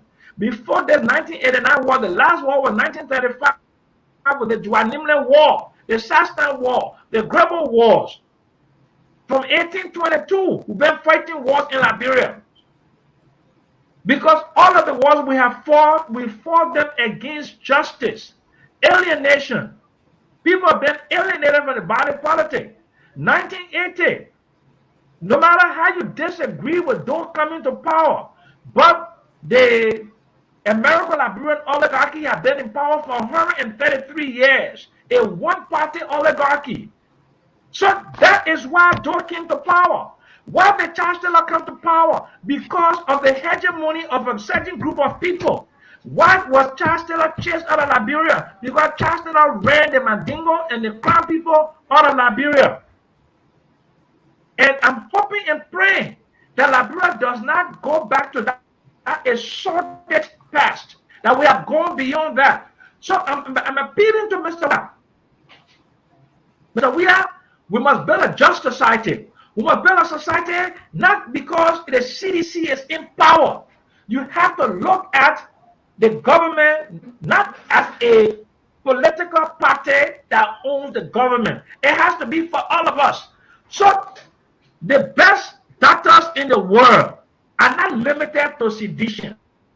The best economists, the best Liberian economists are not only seditious. The best Liberian doctors are not only seditious. The best Liberian plumbers are not only seditious. The best Liberian workers are not only seditious. So if you just have a government based upon Mr. Jackson, I have a call on the line. I think I would need you here for some time.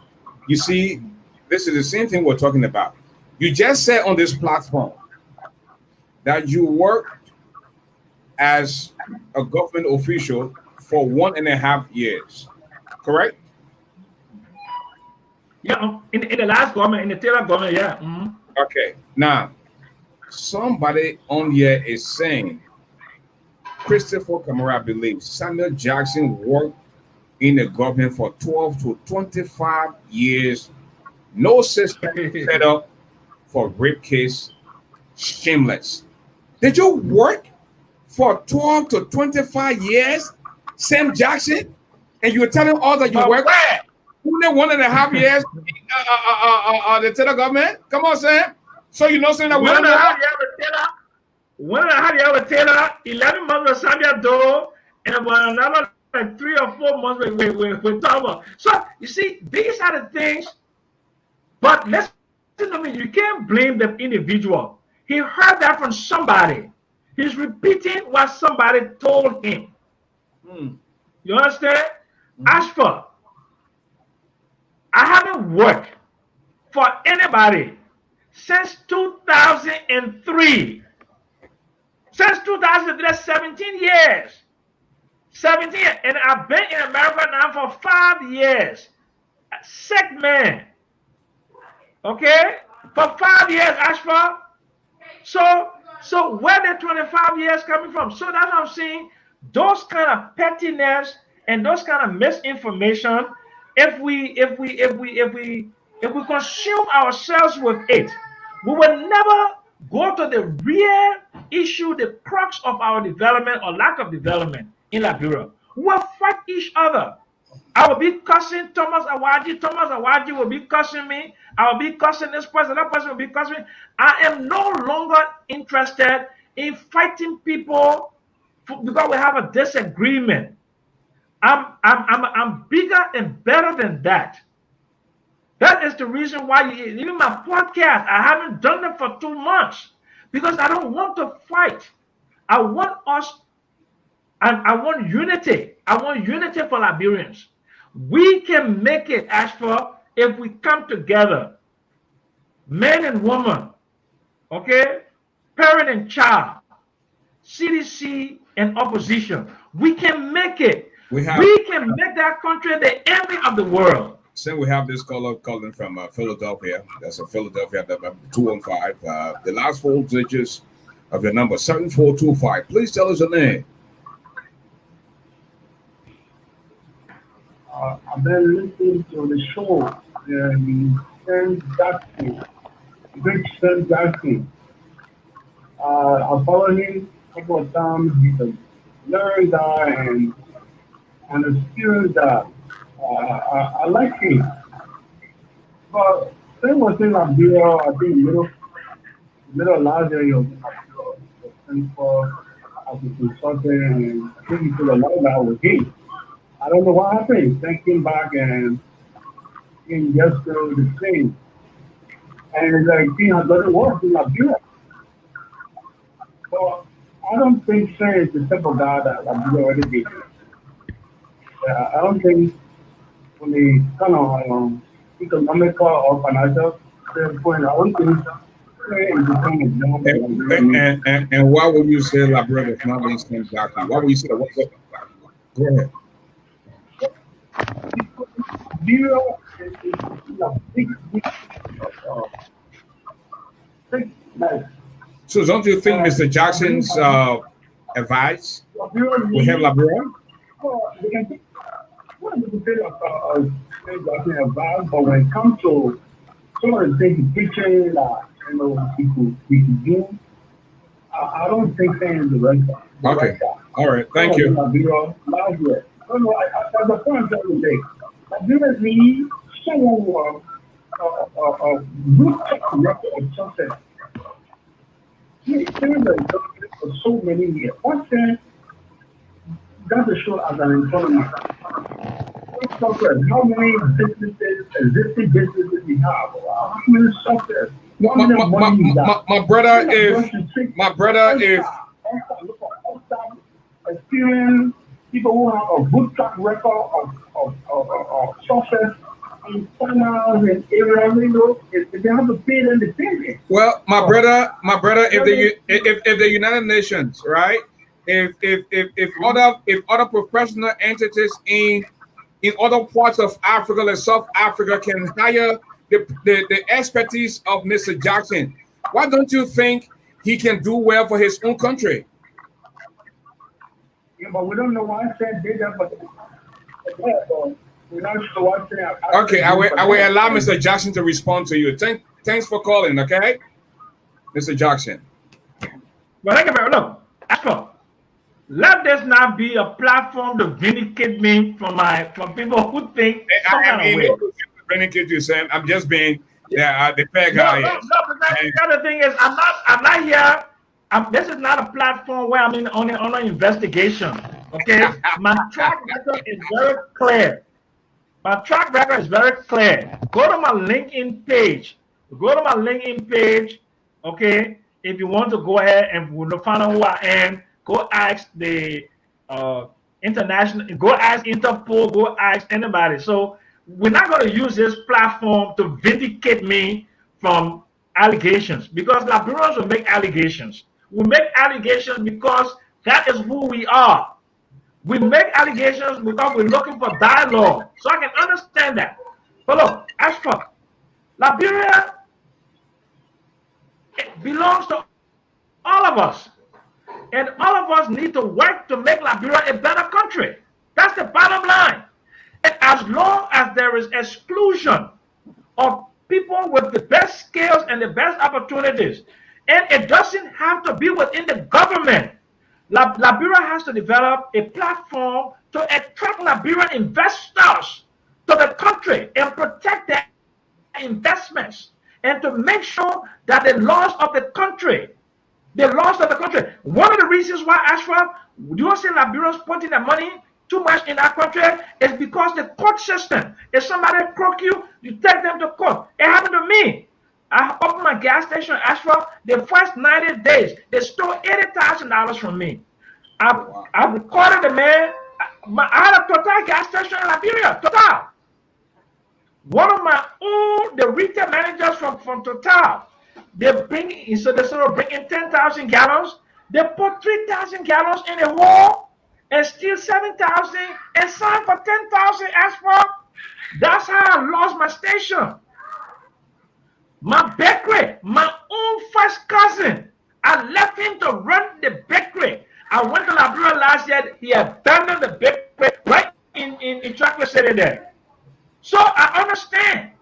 Ashford, my house on the old road, certain big time girl has lived in my house for 2 years, Ashford. She's been unable to pay. She only left on July 30th. Those are the problems that we have. And I could not take her to court to evict her because people were begging me not to evict her. You follow me, Ashford? Yes, I do. So the thing is, when you, Ashford, how many times you heard somebody send money to the parents or the brothers and the sisters to buy them a land and build them a house? They go back to Liberia. They go to Liberia. There is no land. There is no house. How many times that hasn't happened? How many times have you sent money to people to buy something for you in Liberia and send it to say, go fix some clothes for me, send it, or buy some bunny, box it, and sell it so I can sell it? We are dishonest, Ashford. That's what the problem is. And that's what he was asking me. Dwala was asking me, why are we not growing? Why are we not developed? Ashford, there are intangible things. The characteristics of development, number one, is honesty, trustworthiness, then the discipline to work hard. You have to do the heavy lifting. If Liberia wants to grow rice, we have to work overnight. We have to support the rice farmers. If Liberia wants to make cane juice, sugar cane, or to make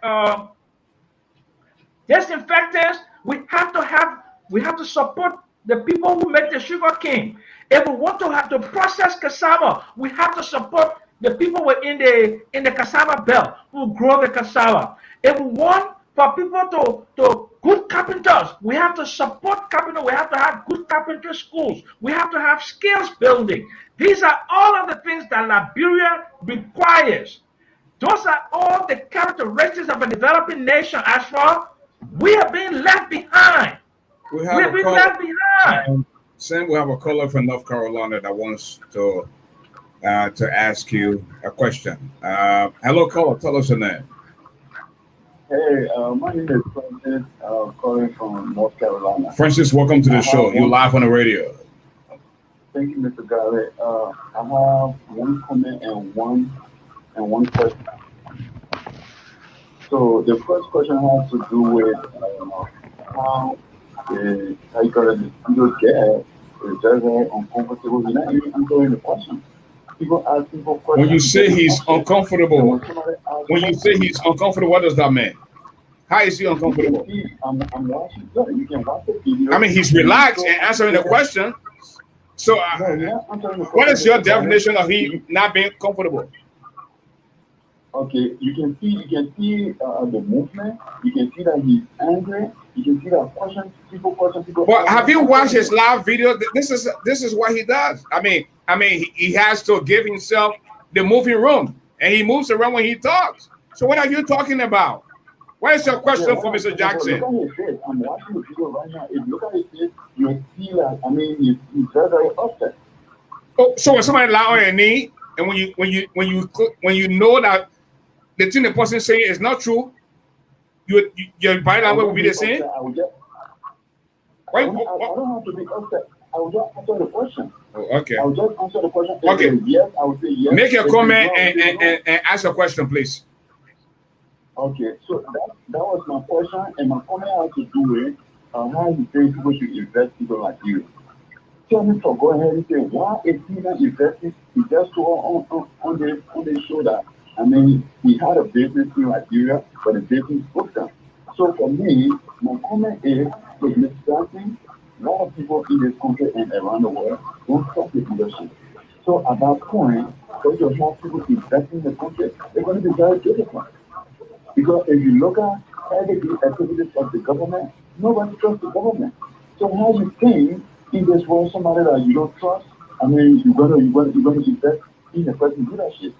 So I'm just so sorry, but I just want you to be patient. Please answer our question as we ask you, but that's my very first time seeing you. So as we ask you, we'll ask you all the stupid questions. Please be patient and answer those questions. You only need an answer for them. Thank you so much. Thank you. And no question is a stupid question. But hey, again, we have Mr. Jackson yet. Jackson, You just heard this old man. How do you respond? Although I couldn't even hear most of his question. Can you just summarize it for me?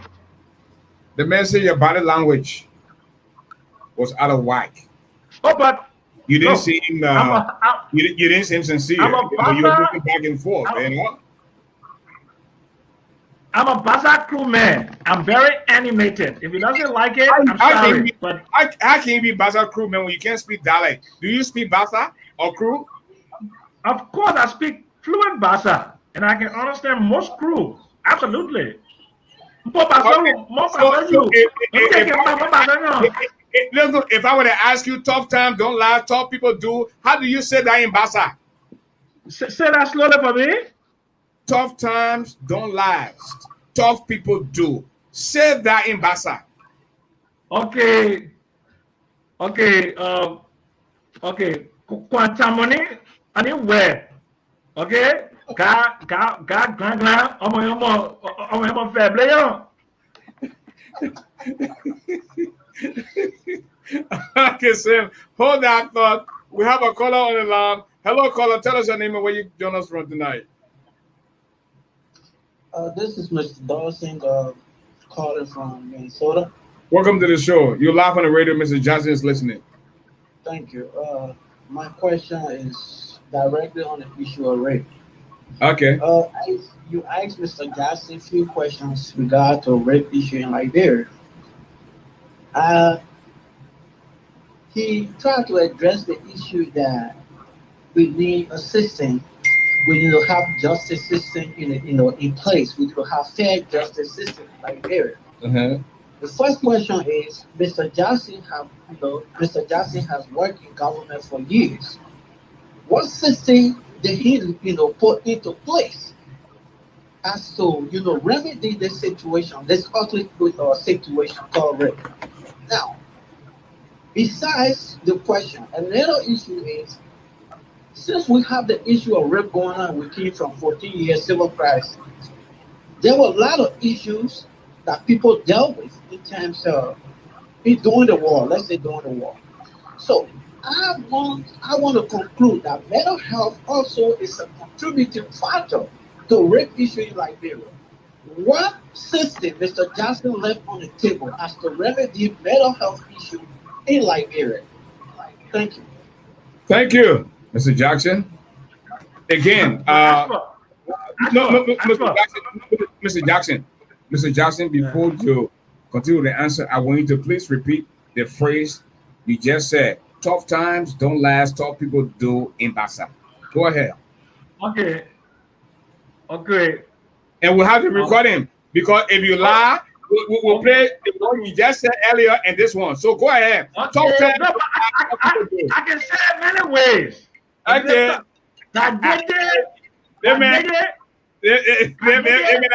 They may announce my man. We say can say him anyway. Yeah, go ahead. God did anywhere. The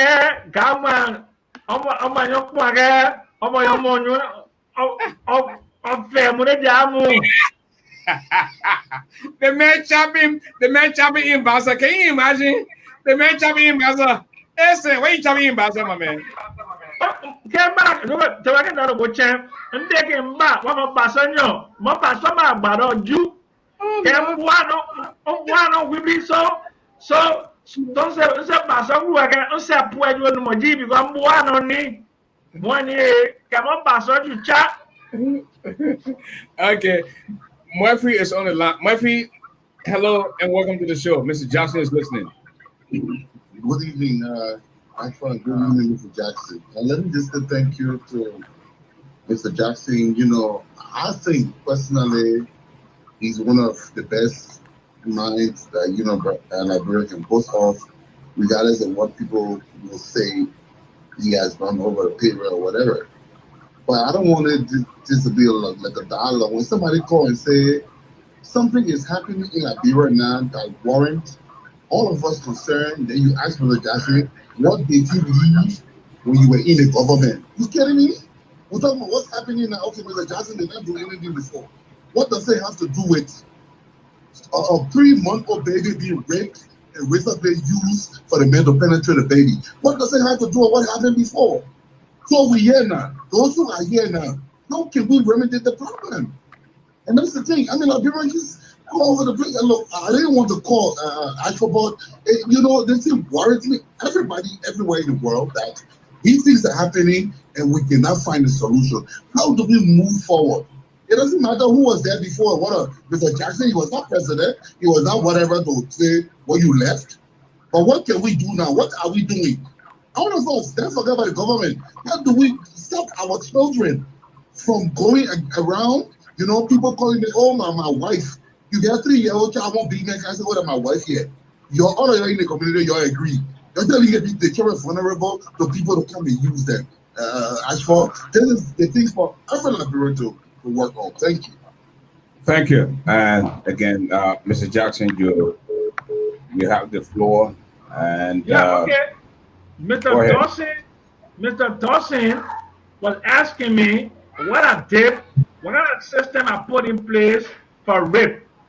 The whole conversation was ASHFORD. They asked me what I did for electricity, what I did for rice, what I did for farming, what I did for wood cutting, what I did. I am an economist. I basically study livelihoods and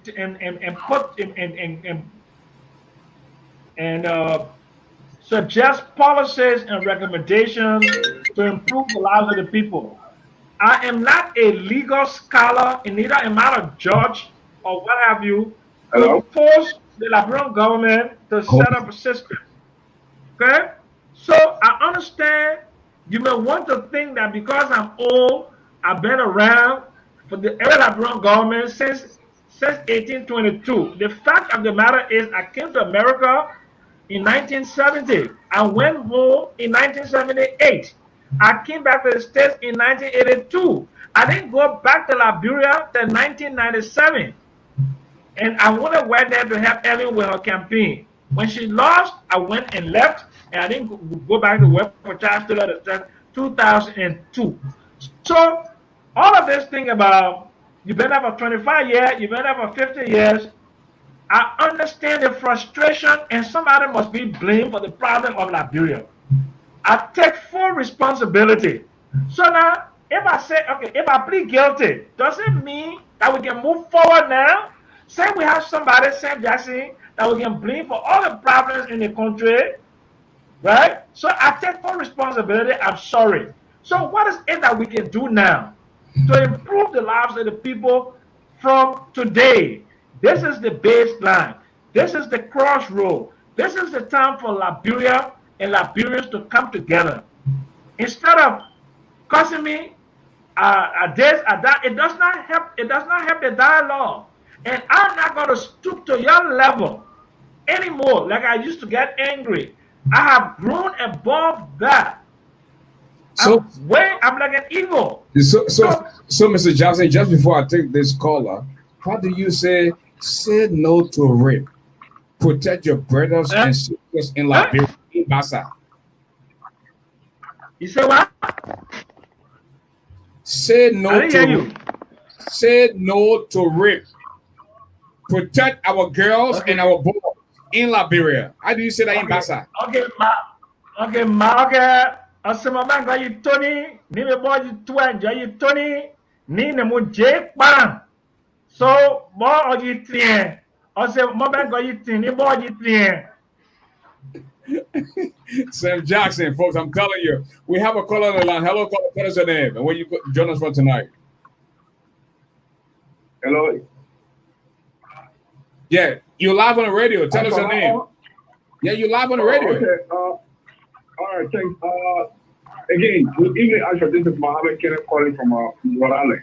Good evening to the studio here. Welcome to the show, Mohammed. I don't have a question for the studio guest, the senior man, Samuel Jackson in studio. I just want to say thank you to him. Again, Samuel Jackson is one of the brains we have right now, which we be proud of. Earlier, he stated that he made a point that I agree with. We Liberians, we are good at tearing each other down instead of making each other up, building one another.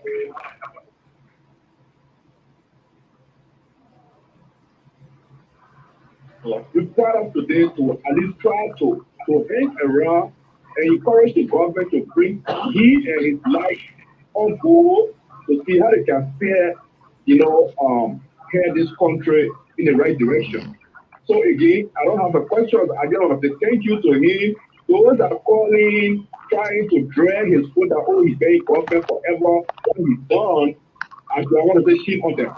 Again, thank you, Samuel. We are following. We hope that one day the government of Liberia will bring you and the life and your life, on board so that this country will move forward with the kind of ideas you people have right now. Thank you and good night. Thank you. We'll take 267. The last four digits of your number, 7287. Please tell us your name. My name is Jerry Colette. I'm calling from Upper Darby. Jerry, you're live on the radio, and Mr. Jackson is listening to you now. Yeah. Hi, Mr. Jackson. How are you? Not bad, thank you. How are you, sir? Yeah, I'm doing good. I just wanted to admonish and thank Mr. Jackson for his enlightenment. Every time he enlightens us about some of those economic measures that the government of Liberia should be putting in place to better off the livelihood of our people. Most Liberians who are far educated, even far more educated than Mr. Jackson, they don't do that. You don't even see them. You don't hear much from them. So I think that's a great contribution. So I would not want to give credence to those who talking about what Mr. Jackson did when he was in government years or ages back. Yeah, that is not a credible position to take. And then my second point has to do with the political climate in the country, Mr. Jackson. I was just looking at the collaborating political parties. I'm talking in terms of their strength. Politics is numbers, and politics is also resources. I'm just kind of concerned. Do you think, in your view, do you think the collaborating political parties are strong enough, both financially and other means? Are they strong enough to really defeat Mr. Weir come 2023 from what you see? Because it almost seems, on the other hand, just a follow up to that question, I see that sometimes there is this little disagreement here and there, which is normal. I would say I'm speaking specifically to Yeke, about Yeke. Every now and then, Yeke is either disassociating himself from the POP.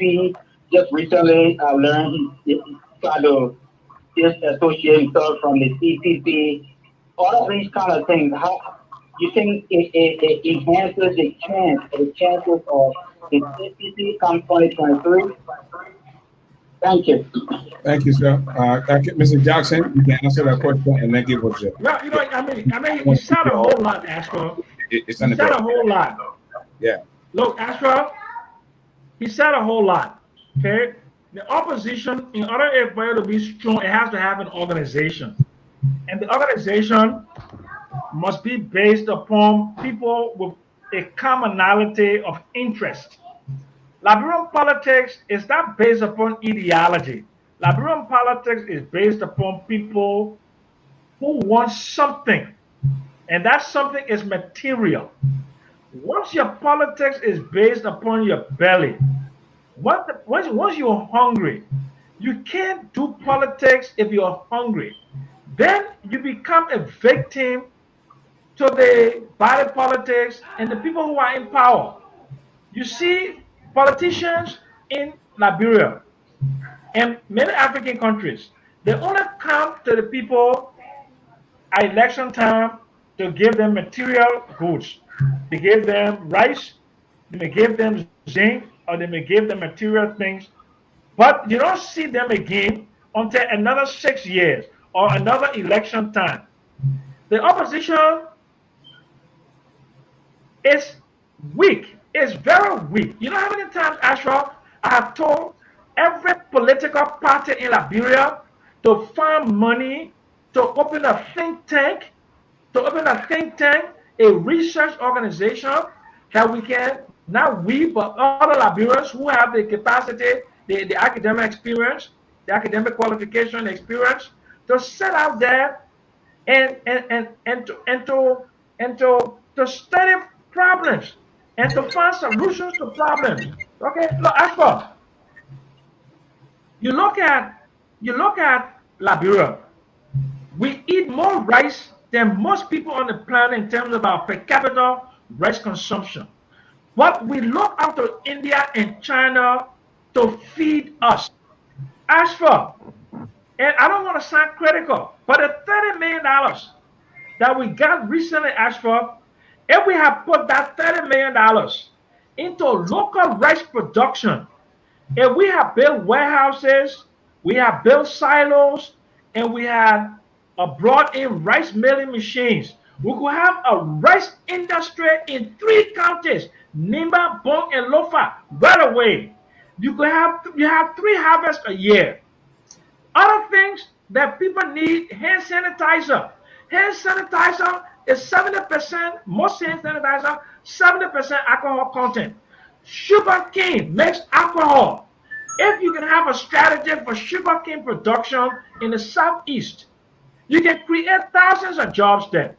In the Bassa Belt, where I'm from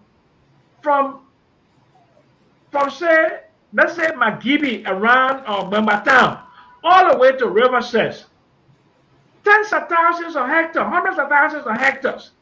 If you do a 10 or 15,000 hectare cassava farm, and you can get a cassava processing mill, you can create another 1,000 jobs right there, Ashford. You can do that with almost any fruit, vegetable, or agricultural product in the country. Coffee, cocoa, all these things. We can grow them in Liberia. We can process them in Liberia. We can create jobs. We can create income. And we can be build a solid middle class. But we have to do it with cooperation, Ashford. You know, it's not about fighting with Sunday 12 or fighting with Nathan Gay or fighting with George Weah. All of us should come together. I continue to say that all the time. All of us who say we love Liberia, it's time for us to come together. No matter, but we don't even have any real differences, Ashford. Because Samuel Tuwai cannot tell me what his economic philosophy is or what he really believes, and I can't even tell you. I just know that the white man's capitalist education and capitalist tool are what we use. You follow me? So there's no philosophical differences between us. There's no philosophical differences between the parties. You cannot say the AFP is a left of center party, the COP is a centrist party, and the CDC is a right-wing party. The CDC is a populist party. Compared to the conservative Unity Party, the Unity Party today is out. What is the economic philosophy of the Unity Party?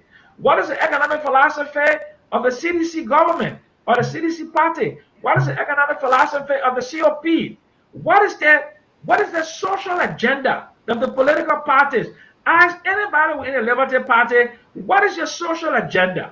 Now, Mr. Jackson, Tom has caught up with us. All right, I want to take one more last call, and then I will introduce my guests for us to do the post-interview analysis. All right, hello, caller, tell us your name. My name is Francis Kagoma Jono, calling from North Dakota. You're live on Mr. Jackson and Ashford. You're live on the radio. Mr. Jackson's listening to you. Go ahead and ask. All right, great. This is great. Ashford, I must admit, I've been following you, and you're doing a very good job. And I must say, thank you for that goodwill.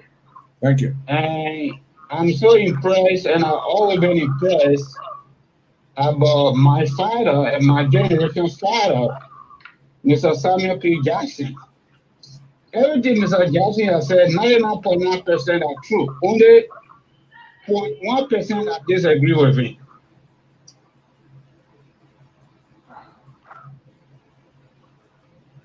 You say you disagree with Mr. Jackson? Yeah, go ahead. we should hold together and go there and make things work. I come from the background of political science, by the way, from University of Liberia. And I came to United States by way of diversity visa, and I've been here for 8 years. Let me give you the information. And I went back to school to follow. When you look at the society, especially what we call government today, let me put some academic political theory that so we can take place. The foundation of the government was proposed by Thomas Hobbes, the English political philosopher, specifically in a thesis called The State of Nature. The society was nasty and we needed a neutral body to provide a balance between the weak and the strong. And that happened to be government today. Majority of the countries in Europe, North and South America, some portion of Africa, carry that same philosophy. Okay, I'm going to ask a question now. It's not the people. Ask the question. Our major problem in Liberia is lack of honesty on the part of successive leadership. That's our problem. You think about the justice system. Somebody hit my car. I tell them the court there's no justice. Because what president didn't go, the temple with the justice system. For example, how are we going to divorce ourselves from the running of the body policies of the government when the president is interfering with the justice system? That's number one thing. Number two is, like you mentioned, military military, for example. I was in Liberia at my own level as civil servant. I was part of the interim poverty reduction strategy paperwork that became poverty reduction strategy doing the anytime stuff. Okay, we got 10 million from Libya. What happened to that money? We don't know.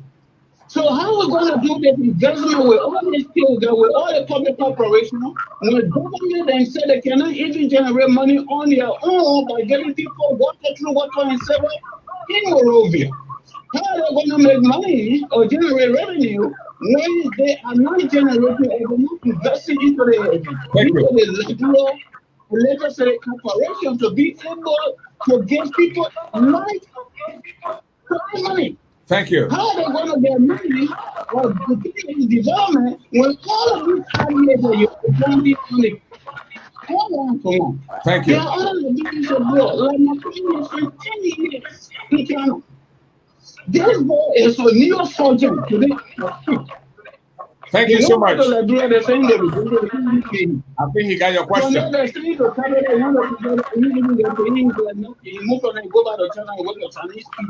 Thank you, sir. Can you imagine that? Thank you, sir. He got your question. How can we prevail for the government that they will not arrest us, that they will protect our ideas, that will protect our investment, they will protect our suggestions? When we are not part of the same people, or when we are not part of the unity party, or when we are not part of the agency, when we are not part of the new coming in. How can we do that? That's my question. Thank you. I think he got that. Thank you so much. And brace yourself, Mr. Jackson. We have the host of Bakuba Show, Mr. J. Rennie Doppel, on the line. Rennie, hello and welcome to the show. What is your question? Yes, I thought. Thank you for having me. And it's always a pleasure social media radio station such as yours. You are very great people who know you from back in the day when Stan Johnson was in the prime of your life. They know that I thought darling said this. I have a comment here, all right? From 1980 to 2020, 40 years. I'd like to know, and I hope that Minister Jackson, the reason I'm telling you minister, many people don't know about you are one of the youngest ministers of the administration. So for the extent of 40 years, everything that Minister Jackson is saying there, I grew up in the dual administration. I can tell you ground for what happened from the get-go to the demise of those. And I don't care how long Mr. Jackson stayed, but a less spent experience in public service, the total grand total can be over 30 years. Today, when I see on different platforms trying to propound ideas, if I put me for life, because if you look at Mr. Jackson's peer group of friends who have been in government for 40 years, whether it's in the United States, whether it's in Africa, they are either into consultancy role or they are either. But my question to Mr. Jackson is, what do you think is the point? Why is it that you, Dr. Sawyer, melting, why you guys sit this and joke around here? I mean, still talking about people. People should be looking at what you guys have done over the past 40 years and be able to use those things as a means to improve their life.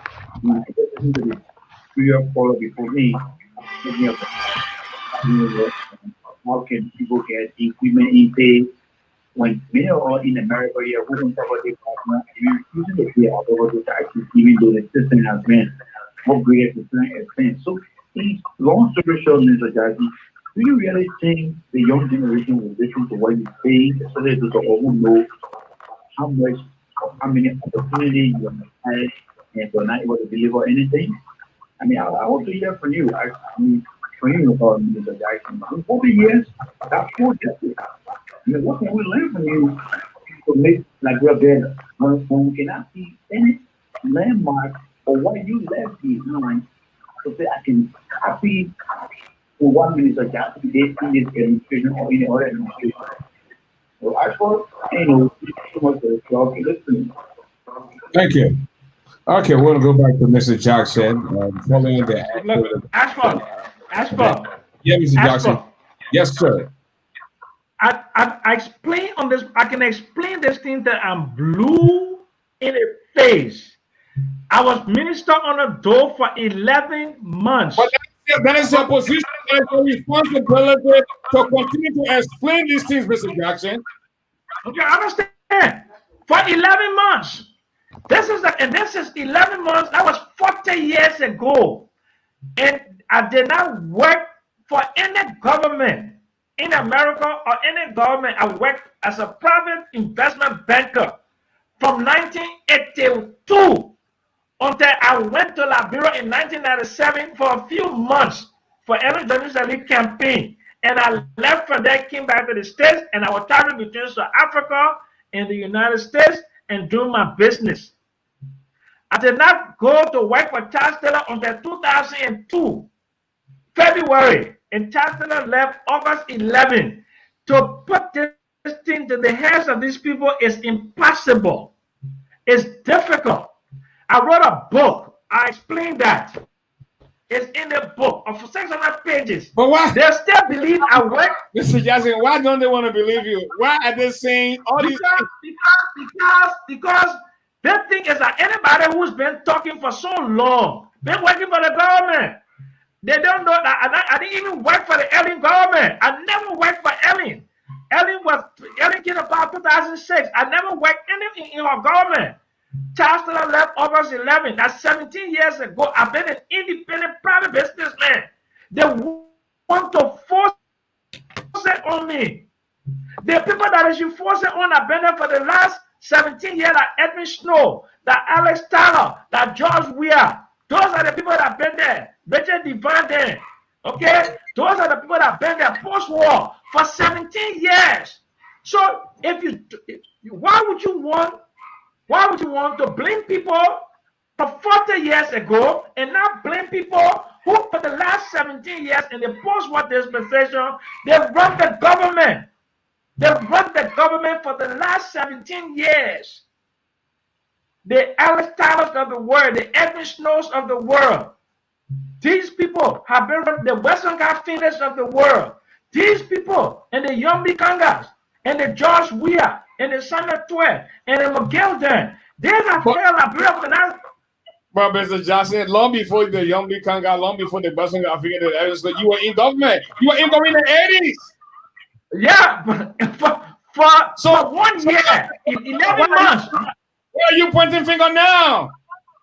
But because I did, you think, let me tell you something. Let me tell you something before I go. Okay? In 1985, our political parties, we have two political parties. We have the Progressive People's Party and the Liberian People's Party. If you think, if those had not been our party in 1985 from participating in those elections, we would have won. There was no party as popular as the Liberian People's Party and the Progressive People's Party. You know that. Nobody was as popular as Sawyer or popular as Gary Matthew or Tim Potter in 1985. They banned us. So the Neoconservative Party, Unity Party of Edward Brian Castle, Kera Pole, Liberian Unification Party, and then the Liberian Action Party of Ellen Johnson Sirleaf, those are the ones that participated in the election. We were denied state power by force. ASHFORD GARLEY. Okay, ASHFORD GARLEY. We were denied state power in 1985. So if we have taken power in 1985, and you are talking to me 35 years later today to say, oh, you have power for 35 years, what you did with it? But I've never held power in Liberia in my life. ASHFORD, I've never held power. George, if we have won an election and we're sitting down in the mansion, the way George is sitting down, and he's able to put together a cabinet, and we had that opportunity to put together a cabinet of my friends and my associates, Liberia will be a better country today. We were never given the opportunity. And because of the Cold War, we were vanquished. We were vanquished. The people who are enjoying the government today, people like my friend Amra Konen, who was serving many years, minister, Samuel 12, minister going to 3 years, James Colley, all these young men, Western Finley, Alex Tyler, Edwin Snow, they have enjoyed what we produced in terms of what we suffer for. We went to jail 3 times, almost to be executed, to give you the democracy you have today. And then you have held power for 17 years, young men and women. And then you want to come and blame us? Now, Mr. Jackson. After you've been in power? Mr. Jackson, I know you have to go, but we'll have to take this one last call. And we can call. We can bring the analysts in to do the post interview analysis. Mr. Willie Dillon, I see you are in here, but I don't see any video image of you. But let us go to the line now. Murphy is on the line. Murphy, are you still there?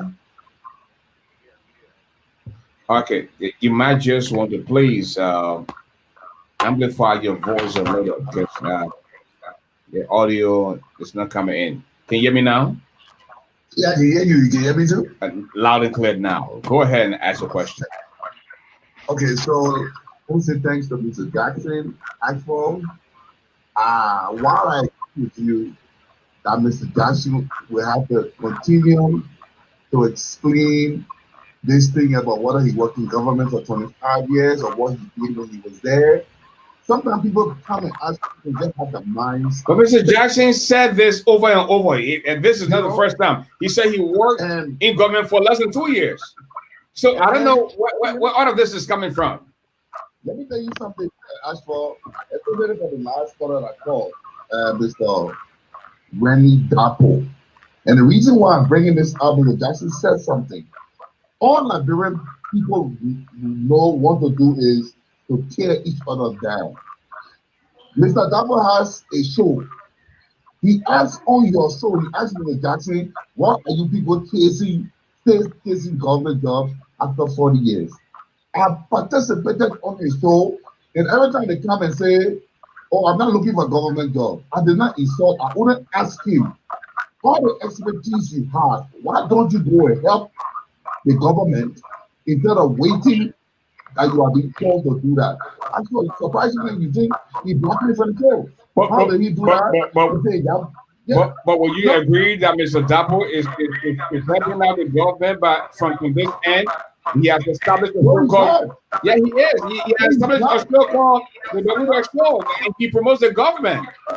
You know, like do you know he has hosted the Minister of Finance and other government officials. So he did something to tell the world or to tell folks in the diaspora about some of the good things that are happening in Liberia. We were talking about his expertise in environmental protection. You said that is expertise. When I'm not been listening to him. So my thing is, Mr. Jackson has said it 2 million times, and you will always say it. But when people come with a mindset, and myself tired hearing it now because the guy said he was in government for more than 2 years, you know, and he says this all the time. Yeah. And you know, also, for people talking about that, you can ask them, man, why are you chasing government job? Because Mr. Jackson did not say that he want government job. The man said he want an enabling environment that you ask for. He, Jackson, me, Murphy, will go there and create our own job and be able to employ our people. That's all he's asking. Some people should not just come and get your mindset. You know, you just come and continue to say, oh, you do this. So why are you getting your facts from to come and ask me with Jackson? You just come and ask because somebody says so. Thank you, actually. Thank you, Murphy. We will conclude with. But as for Mr. Jackson, and then I will bring in my analysts to do the post interview analysis. Look, Jackson. What's up? They were not. If I tell you, I came to America in 1970. I didn't go back in the 1978. They would say, no, you work for total government. I came to America in 1970. I went to work in Liberia in 1978 for the total government, and for 3 months, they would put me in jail. I worked for Doe from April until February, 10 months. I came to America. I didn't go back to Liberia again in 1997 to help Ellen campaign. Ellen lost. I did not work for Charles Taylor in 2002, February, August 11. Since Charles Taylor left August 11, 2003, as for 17 years, where did I work for the Ellen government? In which ministry? In which agency of government I worked for? As for I've been in America for 5 years. Some people will say, I'm still working for the government of Liberia. Okay? And how have I been able to sustain myself for 5 years? And before I go, let me talk to Mr. Awaji and Mr. Dapo. Look, I understand the politics of the moment. Okay, I don't have a problem with the politics of the moment. You say the house I live in, I don't have deed for A, I stole it from somebody. All the stupidness you've been talking. I can't even. I'm not an economist and all that kind of thing there. And Mr. Dapo say, oh, I work for any government. Which job I have? The last thing is you cannot compare yourself with me in terms of my area of endeavor. That's how I like to boast. I go to the best economic school in the world. I didn't get there because I'm old or I'm pretty. I got in there because of recommendation of my colleagues. And I'm in a special program in the New Age Agenda program at London School of Economics. So, Mr. Awaji, I am an economist, whether you like it or not. I'm in the London School of Economics and Political Science. So, you go home. That anger you had, you came to my house in 1999, to my house in Stone Mountain, 863 Lost Creek Circle. You came to my birthday party, your sister brought you.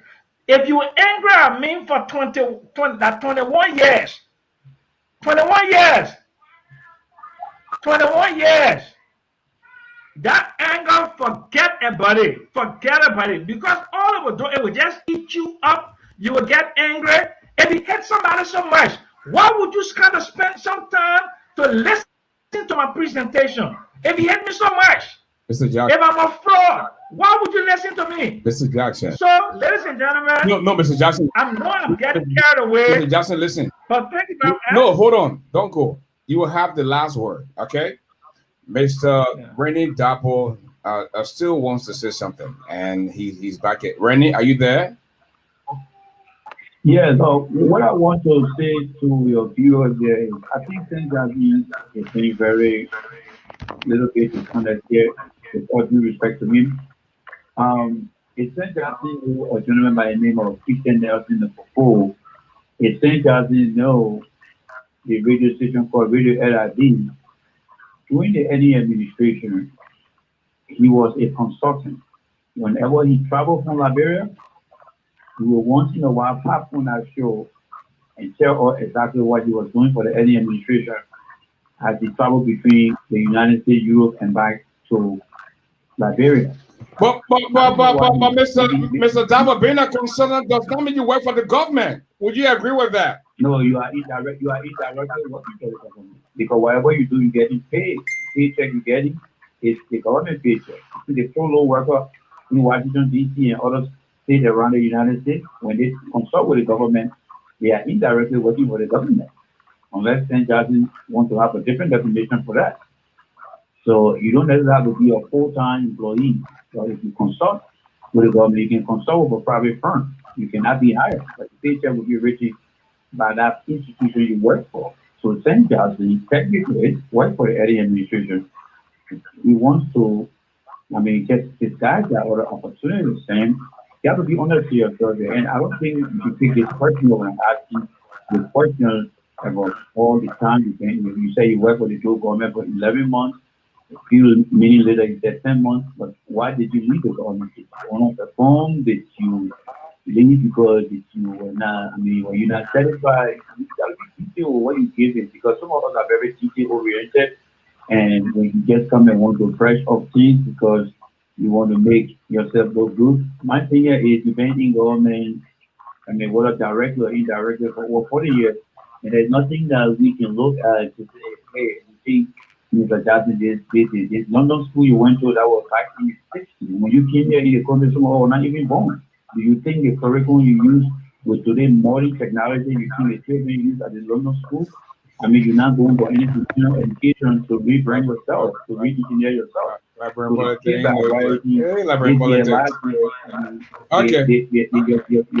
Your curriculum is far different from what they learn. Thank you, Mr. Dabo. So, you just have to accept the fact that things are behind you now, and you give the young people the opportunity by telling your story with some sincerity. That's all I have to say. Thank you, thank you so much, Mr. Dabo.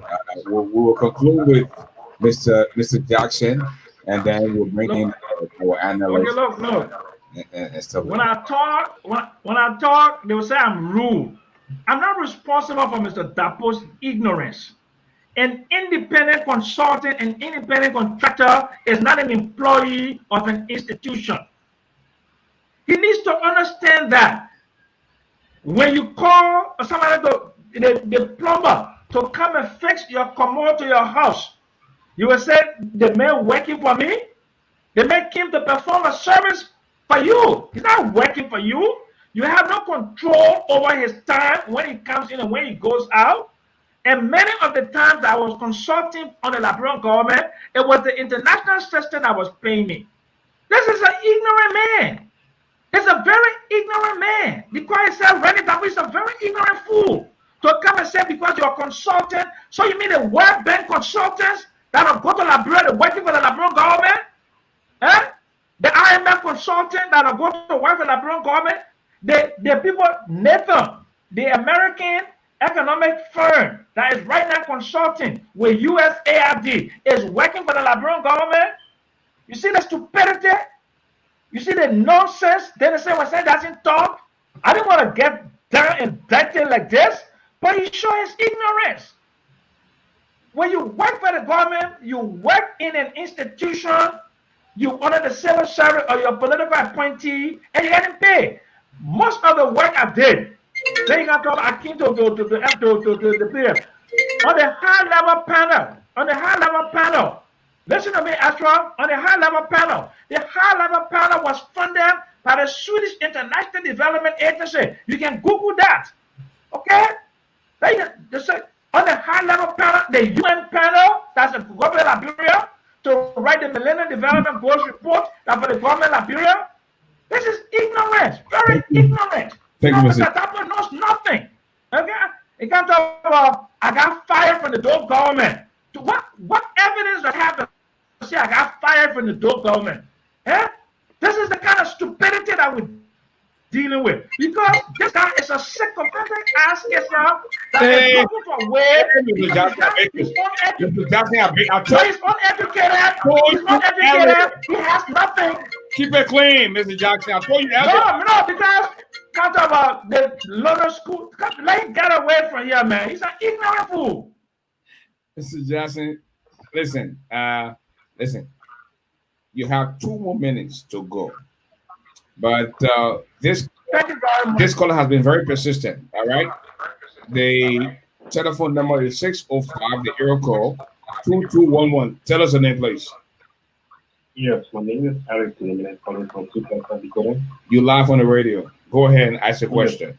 Once again, I want to say thank you, ASHFORD, and to the video guest. You know, as Mr. Dapo, because he didn't government know, because he given every government, just the same every government paying him. And let's go back to what he said to Mr. Jackson, that the president, Mr. Jackson is working for the government. So I want Mr. Jackson to do the favor to bring this image down for him. Because the man continued boasting on Facebook that he one of the best engineers you find in the world. So let Mr. Jackson just bring it down for him so he'll be what one of them. Thank you, ASHFORD. All right, thank you. Okay. I didn't hear you. What are you saying? No, he was in your defense. Oh, okay. That Mr. Dapo claims to be an engineer in terms of oil and gas and all that good stuff. Listen, Mr. Jackson, in just 60 seconds, please give us the parking coming because my guests are in the background. So when they come on to do the post. Thank you very much. Talk about Jenny. Listen, gentlemen, thank you. And I'm a crew bassa man. Somebody get me vexed. I get it out of my chest. How can you be a crew bassa man when you can't even speak a dollar? Anything you say, okay. But going forward, let it be very clear. I'm not here to compete with anybody. I'm not here to compete with anyone. Okay? If you believe anything about me, if you want to say anything about me, it's up to you. I'm here to say the truth. Unlike you, I've written 2 books. This is my first book. Okay? Rich Land, Poor Country. Yeah, please buy my book. Okay? Almost 600 pages. This is probably the most comprehensive political economic history of Liberia. It's on Amazon. Rich Land, Poor Country. This is my second book, Mr. Dapo and Mr. Awaji. Okay? I'm not seeing you to write one pamphlet in your lives. This is my book. It's called How a Pathogen Ruled the World. It analyzes the pre-COVID world and the post-COVID world. I don't know any other way to speak but to speak with a lot of enthusiasm and a lot of verve. You don't like it, you like it, that's your business. Have a good day. God bless you, and God bless the Republic of Liberia. Thank you, Mr. Johnson, and you enjoy the rest of the night. Very true.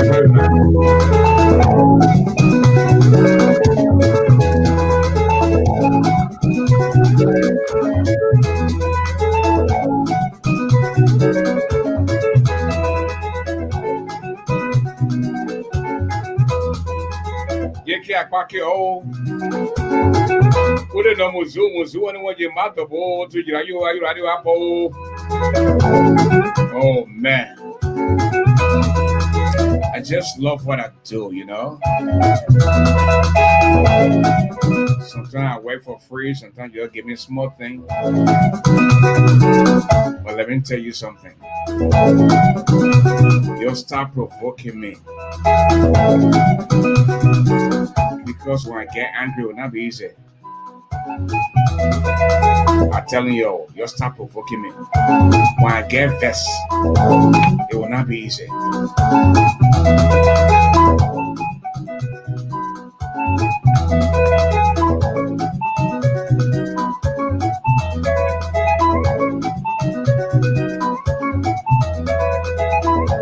Very shortly, we're going to do the post interview analysis. And I have the Colonel, Reverend Gray, in the building. I also have Willie D. Dillon Jr. in the building as well. Mr. Alice Jones also in the building. Are you ready for this?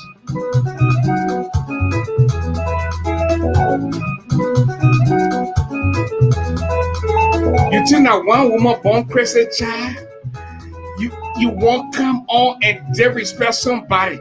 You think you rule? Let me tell you something. And I go him up here. Don't let the coastal fool you. I am not a good human being. I can tell lapa too.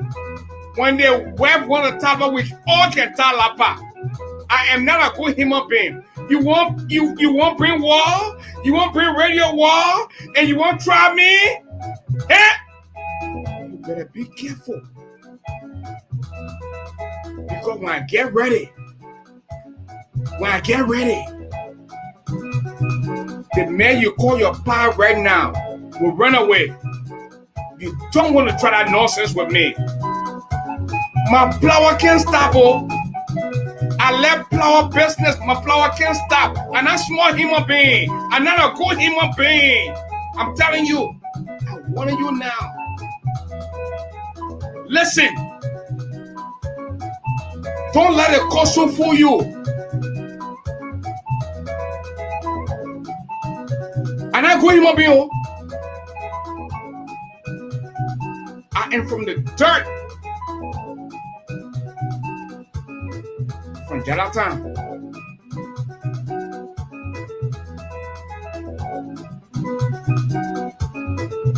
You say you good human being, you say you somebody.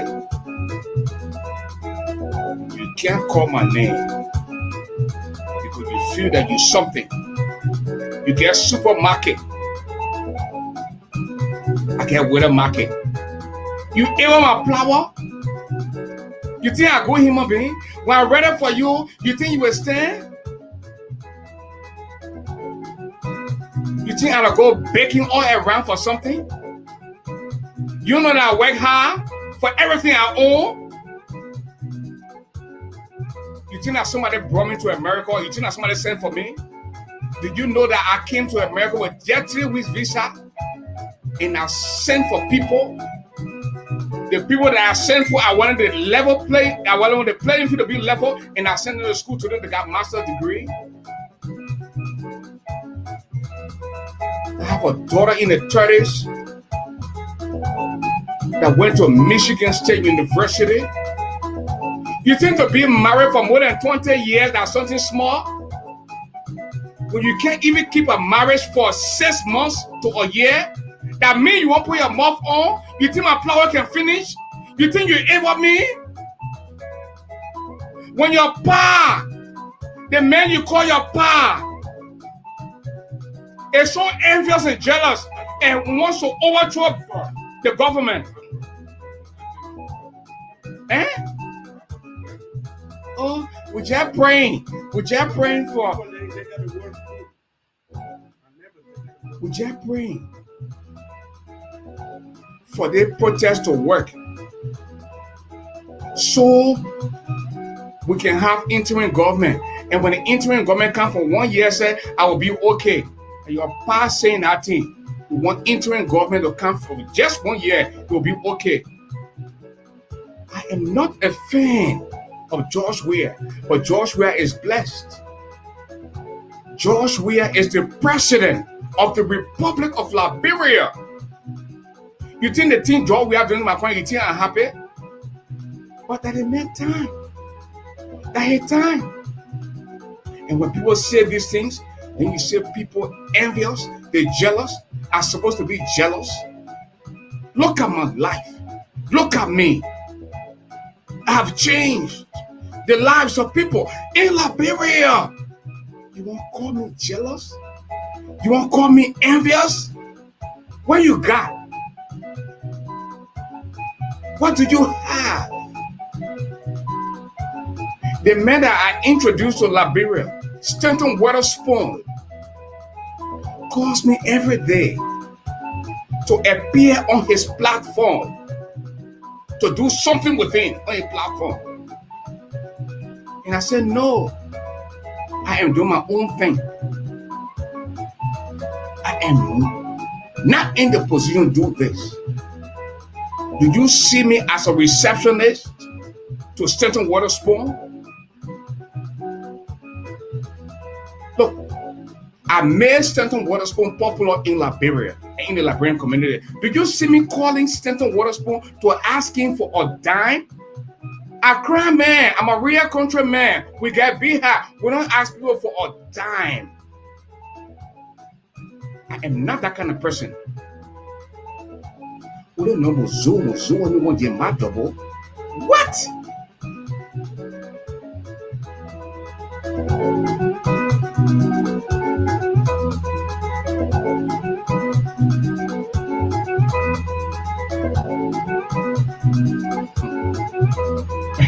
Reverend Grace Libero.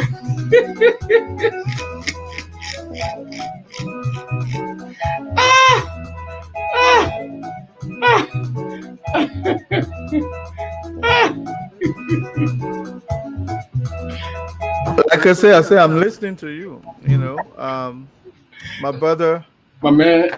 Sometimes the temptation just heavy. Some of the things I have to say, and the way people been telling me to say, "Ashford, slow down." When I say some of these things, my brother, you won't come to make it seem that you're somebody. Listen. Hey, Remy, I want to say a big welcome to the show, and I also want to say a big welcome to Honorable Willie B. Dillon Jr.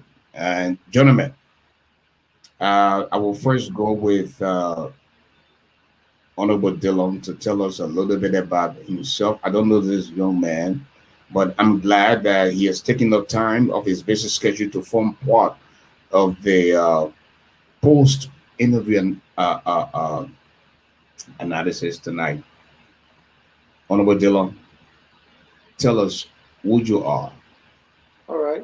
Yeah. First and foremost, I'm a Liberian. Can you hear me? First of all. Loud and clear. All right. Great. Yeah. So, first and foremost, I'm a Liberian, residing in the United States. So, I live in Charlotte, North Carolina. I've lived here since 2000. So, I've lived in Charlotte for the past 20 years, and you know, I love my country. And at the present time, I'm the Secretary General for the movement to make Liberia better. You had our chairman here on your show a few weeks back, and we all work together. Sal McCarthy is his name, and we all work together. We all try. It is a think tank, like the previous Mr. Jackson was just saying that they wanted to form a think tank. The movement to make Liberia better is a think tank and a pressure group that we've organized in order to come up with ideas and have an impact on our country. So that's a little about me, and I'm just glad and honored to be on the show because growing up in Liberia, you were one of the major DJs. I feel honored to even be here on your show today, man. Oh wow! I didn't even know. I mean, so if again we've changed, we said some things. I mean, listen, man. For many years that we've done this, for you, Willie, to come and say this, very impressive. Yeah. Thanks for coming in, and we'll now go to the corner. Remy Gray, Mr. Gray. So I'm not even sure where to start tonight because I know Mr. Garley. Look, the issue of media in Liberia, it's just brand new to certain people. So people are overwhelmed with certain level of popularity probably they garner, but it goes beyond that. That's why I say don't just try to appear on television or any kind of camera or even the audio.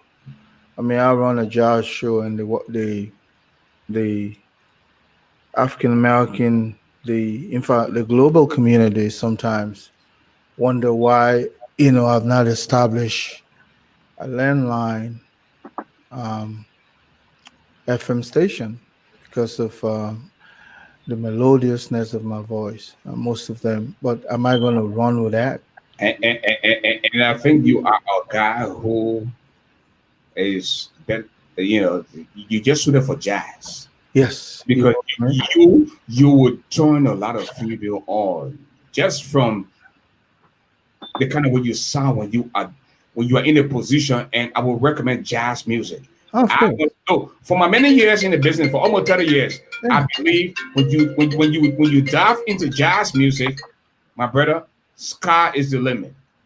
And one of the things that over the years of presenting even Waterfall, when I teamed up with the Fadiga brothers, the fact that I ran those shows, and there were a lot of folks who were just standing by and say, "Damn, I like this guy, but am I going to run with this?"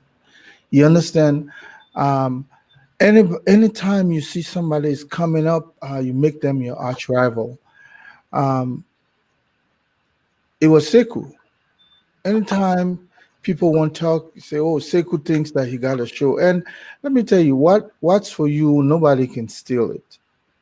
I don't see any reason why somebody should be iffy and nervous about people stealing the limelight from them. Look, what's for you is for you. You can have so many disc, I mean disc jockeys. You can have so many air personality. You can have so many presenters. That makes the community itself dynamic. Don't just wish for you alone to be in the corridor of fame. You understand? Don't just wish for that. I mean, that's so selfish. That's so selfish. If you see ASHFORD Garley is growing up, thank him for that. You turn around, you see another person, you see this person. Don't make that to be like fame was meant for for one person. And I think we continue to put ourselves in this iffy position, like we're at war. And I don't think we're at war, Mr. Garley, and people should stop. What you've gone through. But Mr. Let's Coming Great, I have never made this about me. No. I took off time, went to Liberia for 2 weeks. I ended up staying 3 months. I've changed the lives of people in Liberia. People that never had the means to transportation in terms of having their own cars. They were getting in pen, and today they have cars because somebody saw the need to say, you know what, Mr. Garley, I think you can do this. And guess what? I didn't go to Liberia paying my own way. Somebody believed in the expertise and talent of me and say, you know what? I am going to buy your plane ticket to go to Liberia. Not only will I do that, do you have a car that you want to ship to Liberia? Yes, I have a car. Okay, I will ship your car to Liberia. It was because of my talent and expertise. Okay, and I went to Liberia and changed the lives of people in Liberia. People who never got paid, ever. Today, they are making money. So we should be glad that somebody is doing this. And I didn't want to stop that. I came back to the U.S. And Mr. Gray, and I know we talk all the time. I don't have to work for the rest of my life in America. And I will still get paid because I pay my dues in America. I pay my dues in America. You know what it means to take $20,000 out of your 401k and go to Liberia and support political institution. Some of the people who claim that they did that, they had to wait for somebody to file for the smelling. I do not wait for people to file before I smell it. I'm a hard-working man. I'm a country man. I got big heart. To be very specific, I'm a crime man. Crime people got big heart.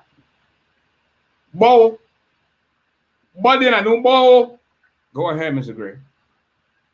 Yeah, so I'm only saying that we continue to be the elder of our communities. When I say communities, there's so many involved. But we, if it's the Liberian community specifically, the fact that certain people think that fame was meant for one person, um, that shows the growth process. And sometimes you, Ashford Garley, should be the elder, the adult in the room. These things will come your way as you grow older. I mean, I've been talked about on radio. Somebody went, they don't even know my economic status. They say, I don't want to work because I say I got certain qualification. Um, and so my wife works and these are all childish and petite things. These are not things that will even sway me. It just shows that the person don't even know me. um, this equipment that we talk about, people were able to quantify their own equipment to be 10,000. If I call some of the equipment I have, you think somebody will be working They have and then out. they have no idea, man. They have no idea the kind of money we spent on these equipment. They have no idea, bro. My brother, they if I some of the equipment that I've even decommissioned that I'm not using alone, if I put that on eBay, I'll make no more than probably 25 to $30,000. Just those equipment that I have that are languishing somewhere. I'm not even, because I'm a guy. I'm thorough. I like I like things, class things. So I don't go use popular, for instance, microphone. I will go for the best microphone. Thank you. You understand? And that's how you spend the money.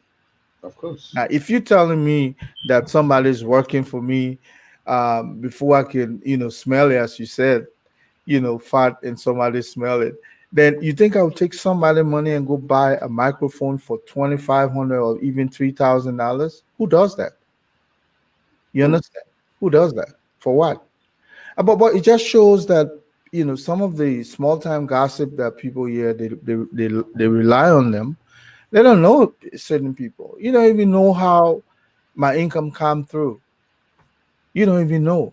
So, but It's a sad I'm thing. the older in the room, so I let it go. And now the same thing I want to say with Mr. Jackson.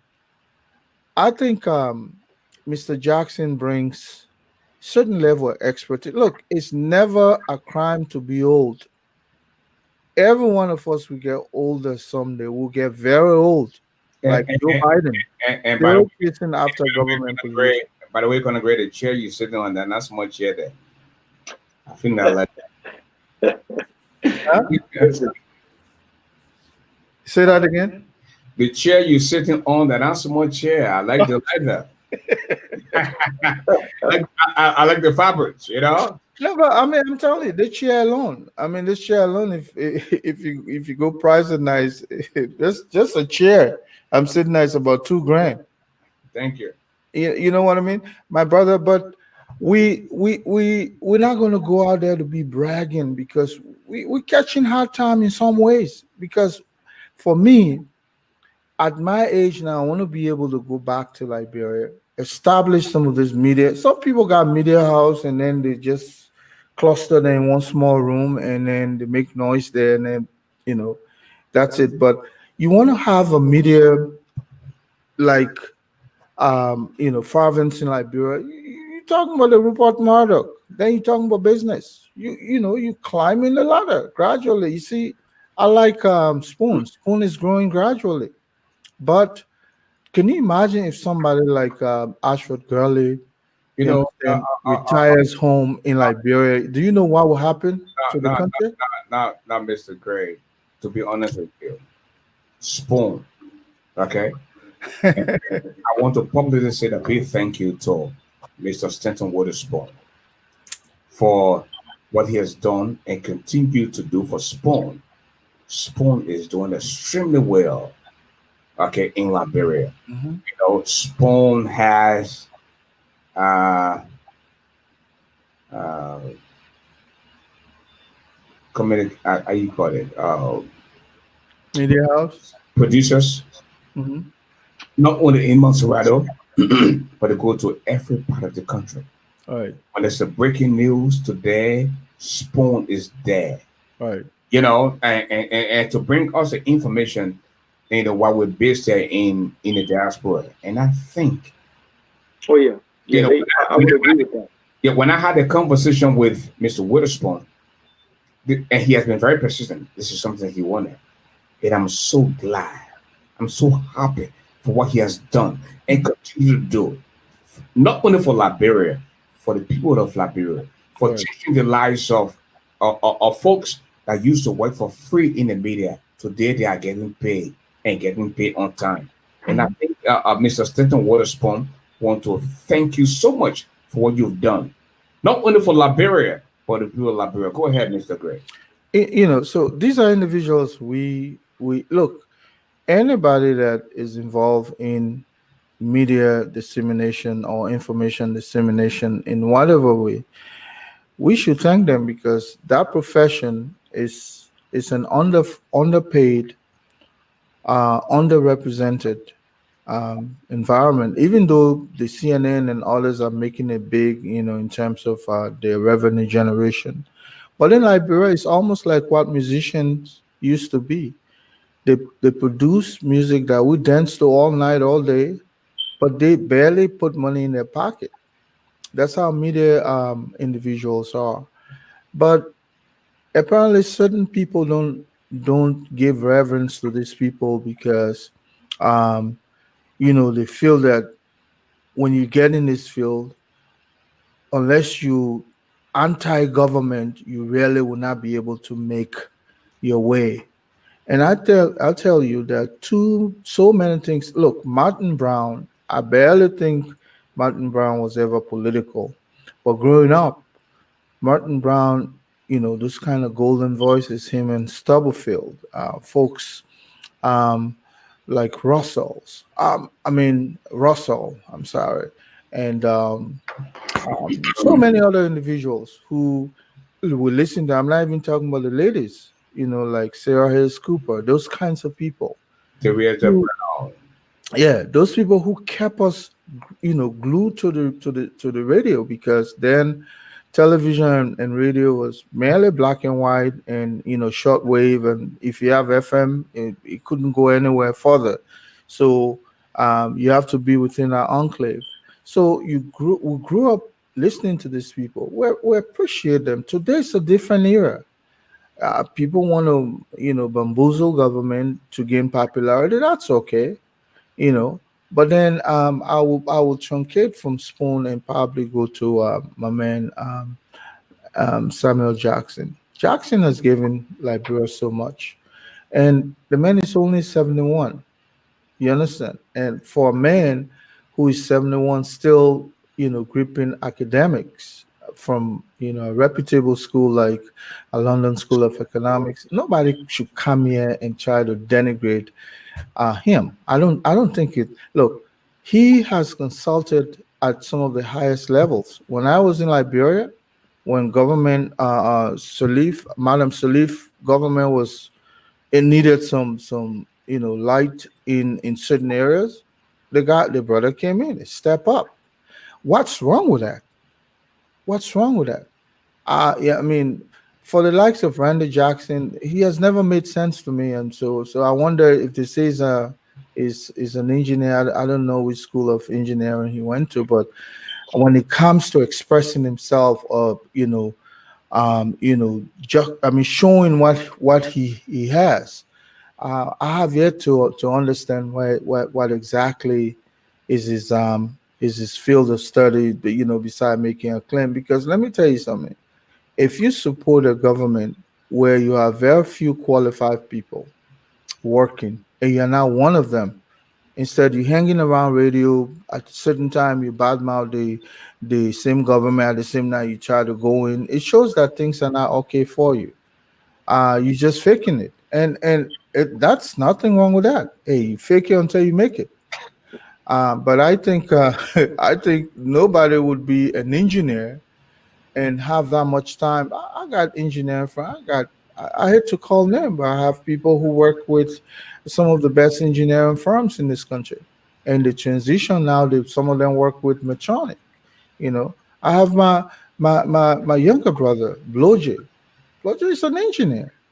You know, Bloje does not even have time to sit down and be yelping after certain people. That's not a profession because this job that we some of us do, it's not necessarily a job that you should expect to get paid. So if you want to be an engineer, you want to come on the radio station or on the television or in front of the camera, it shows that you're not much of an engineer.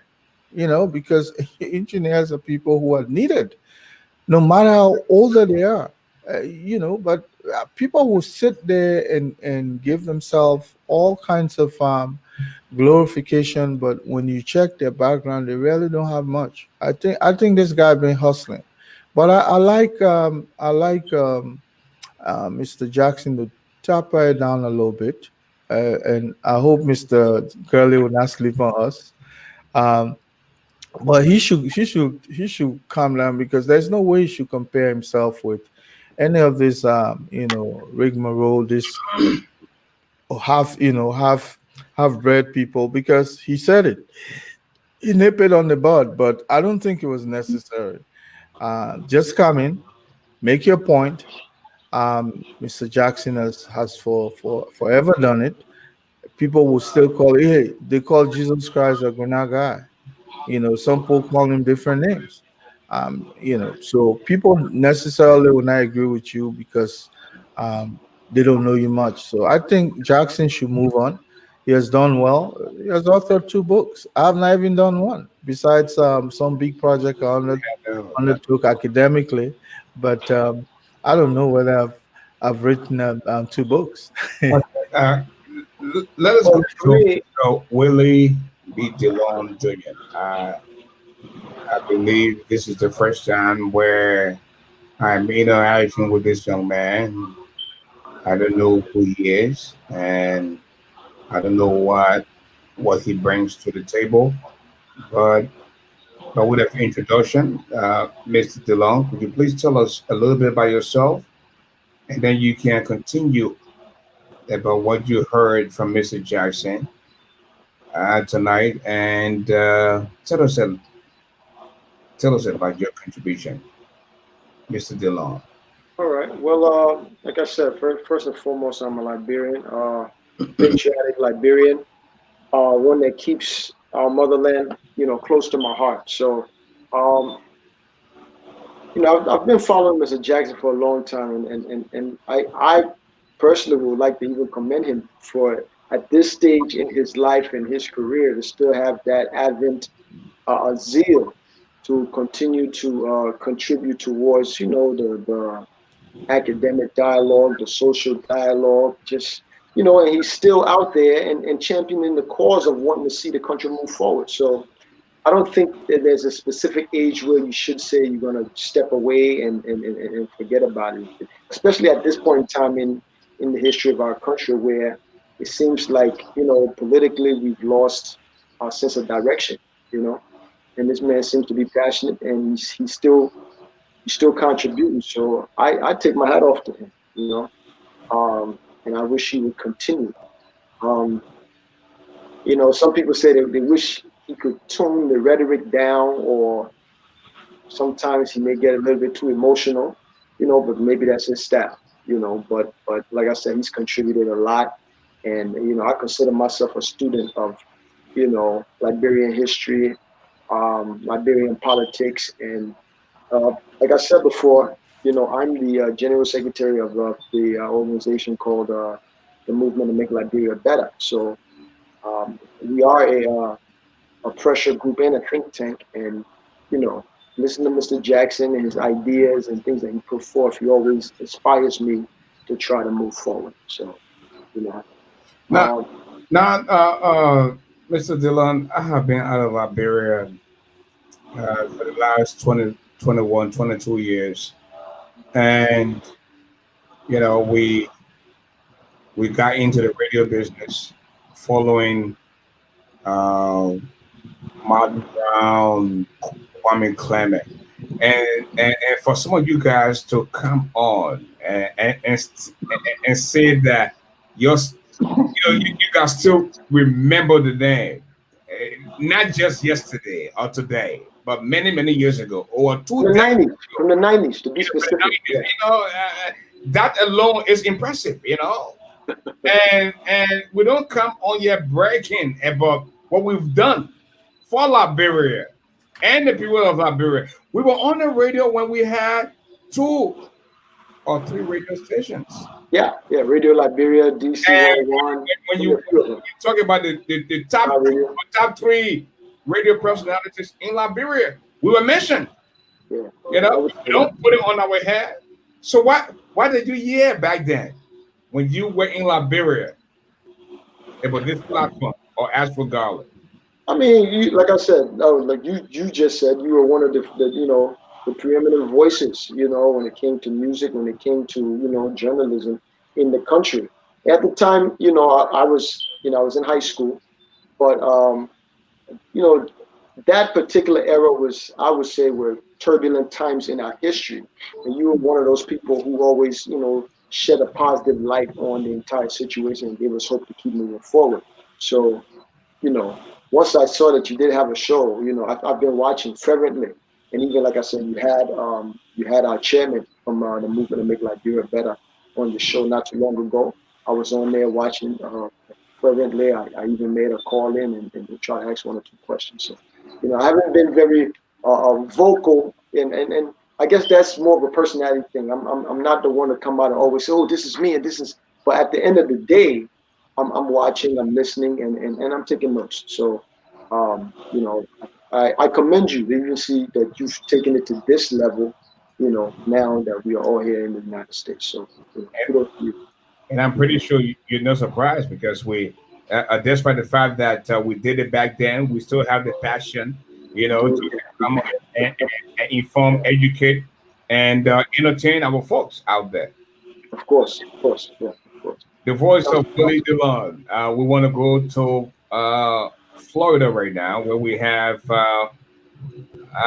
Mr. Alice Jones. Alice, you listened earlier to Mr. Jackson, and with you having the financial background as well, I'm pretty sure you have something to say. Yeah, thank you, Ashford, and thanks to your viewers. It's been a very interesting night. I was listening all along, and it was very interesting. Sam and I go way back. As a matter of fact, when he first published his book, you look great, by the way. Thank you. So he sent me this. I don't know if you can see that, but he sent me an autographed copy of his book. And we've had many debates over the years, but I really respect Sam. And one of the reasons I respect him is because, right or wrong, Sam is very passionate and he's very interested in moving Liberia forward. Now, all of his steps, have not always turned out to achieve that, but he's one of the few Liberian previous or even current governor officials that will talk about the topic over the media. Sam will debate anyone. He will come at a moment's notice. I remember when we used to do the debates on Focus on Liberia, and it was heated. But at the end of the day, we'll call each other, and and we appreciate the fact that we can talk about economics and financial matters and banking. So he always was excited, like, oh man, I love the debate and so forth. So that's the kind of man I know, and he's always exciting.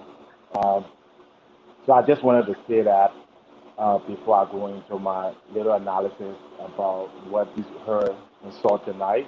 Again, passion. I would give Sam an A plus. Always passionate about economic issues and banking and finance. He had an excellent introduction. He gave a good background about his life, his medical condition, how he overcame, what could have been terminal, and came back stronger. Came back with, world class book. I read the book, great economic history. He's also very resourceful and knowledgeable on Liberia. And sometimes when I have questions, I do go to him. So I respect him a whole lot. So I'll give him on knowledge part and the resourcefulness A plus as well. Some of his specifics was not or specificity was not quite, it didn't meet my standard. So I'll give him a C minus, and we'll go into that later. And of course, his personality, even though he's a very fine economist and a financial analyst or manager, he comes off more as a political economist, and there's a big difference. So you hear about recruitment. Recruitments are more political economists that talk about how the government policies and what have you can change lives and programs and welfare. So Sam is more that kind of economist, more talking about those people. So, but on financial economics, econometrics, as he said, he didn't give a lot of details and so forth. He talked a lot about the Millennium Development Goals, and he seems to believe in the Millennium Development Goals. I don't. I think it's a colossal failure in Africa. Actually, I was one of the few people who knew the people who came up with the Millennium Development Goals because my ex-wife happened to work with Jeffrey Sachs in New York City, and Jeffrey Sachs had recruited her to work on the goal in Nigeria. So I got a little more information Okay, on that this is part. what we're gonna do. We're gonna go back to Colin Gray, and then we'll come back to Honorable DeLon. In terms of what you just said, I want to see if uh, Colin Gray agrees with what you just said. I know for young men that you to already have ex-wife, I ain't on that. Yeah. So, Colin Gray. That's a little bit too personal, man. Well, it's public knowledge, so. Colin Gray, you just heard Mrs. Jones, Mrs. Alice Jones, talking about some of the things that he heard tonight from Mr. Jackson, um, from both the pros and cons. And what is your take? Mr. Curley, tonight happens to be the second night I've missed the show in total. Um, Matter of fact, tonight was another tragedy. I crushed my phone. So, Alex Jones, if you're trying to reach me, this is I why I was. can't answer. My Oh, brand new phone, fell from my pocket and it crushed. So, I'm looking at buying another one. But I missed the show today based on the fact that I was out, and the only way I would have. But I'm going to go for my long time in knowing Mr. Jackson. It'll be unfair if I grade him tonight because I did not watch the show, and I like to be very straight. Um, I don't. I try not to lie. Nobody is perfect, but that said, uh, Jackson and I, we back in the probably mid 90s, we ran one of those very heated chat rooms in our Liberian community, and I mean, even Dabo, the president, Sirleaf, was in that chat room. So it was a chat room that was highly political, but being in a chat room alone will help you to understand government in total. So I don't expect someone like Mr. Jackson to be deliberating on economic issues and don't, degenerate it into political economy, because that seems to actually be his Moise forte. this econometrics and all this other highly mathematical a part of about economics. I don't think it's for the layman, and I don't know why. In fact, the minister of finance would want to even um, hold himself as someone who got a degree in econometrics.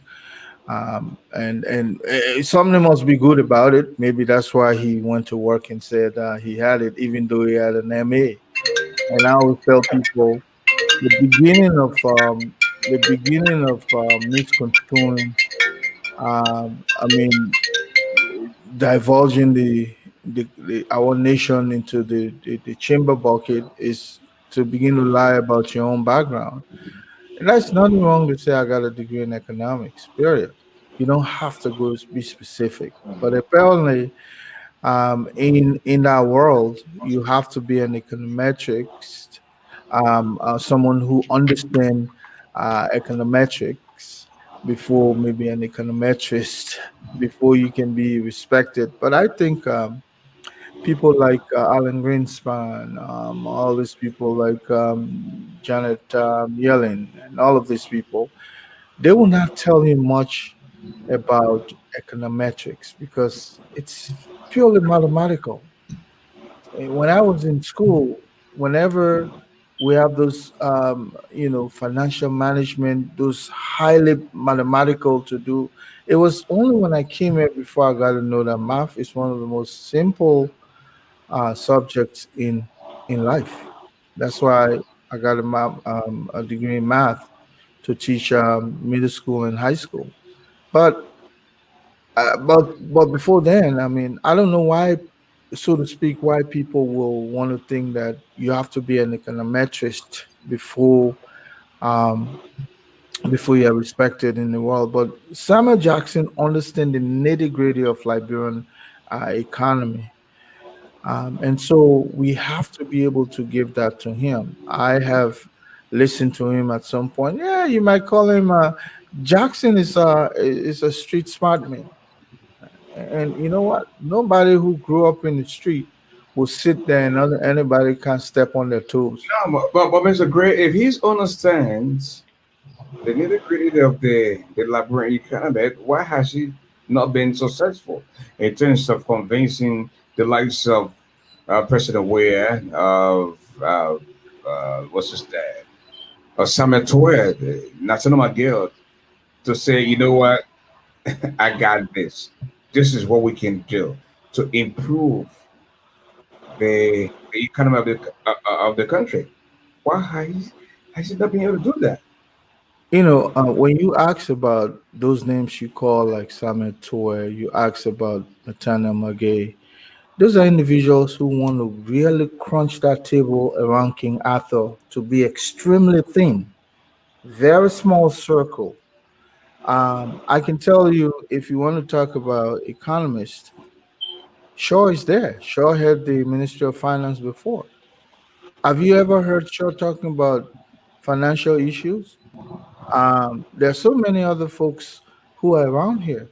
The least thing Samuel Toure will need is for somebody to come out and say they're presenting themselves. That's why he went after Boy McNamara so hard, because he understands that that could be a threat.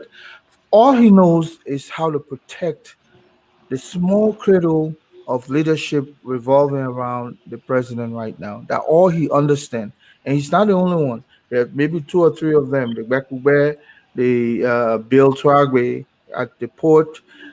You have the Minister of State for Presidential Affairs, McGill, and then you have Toy.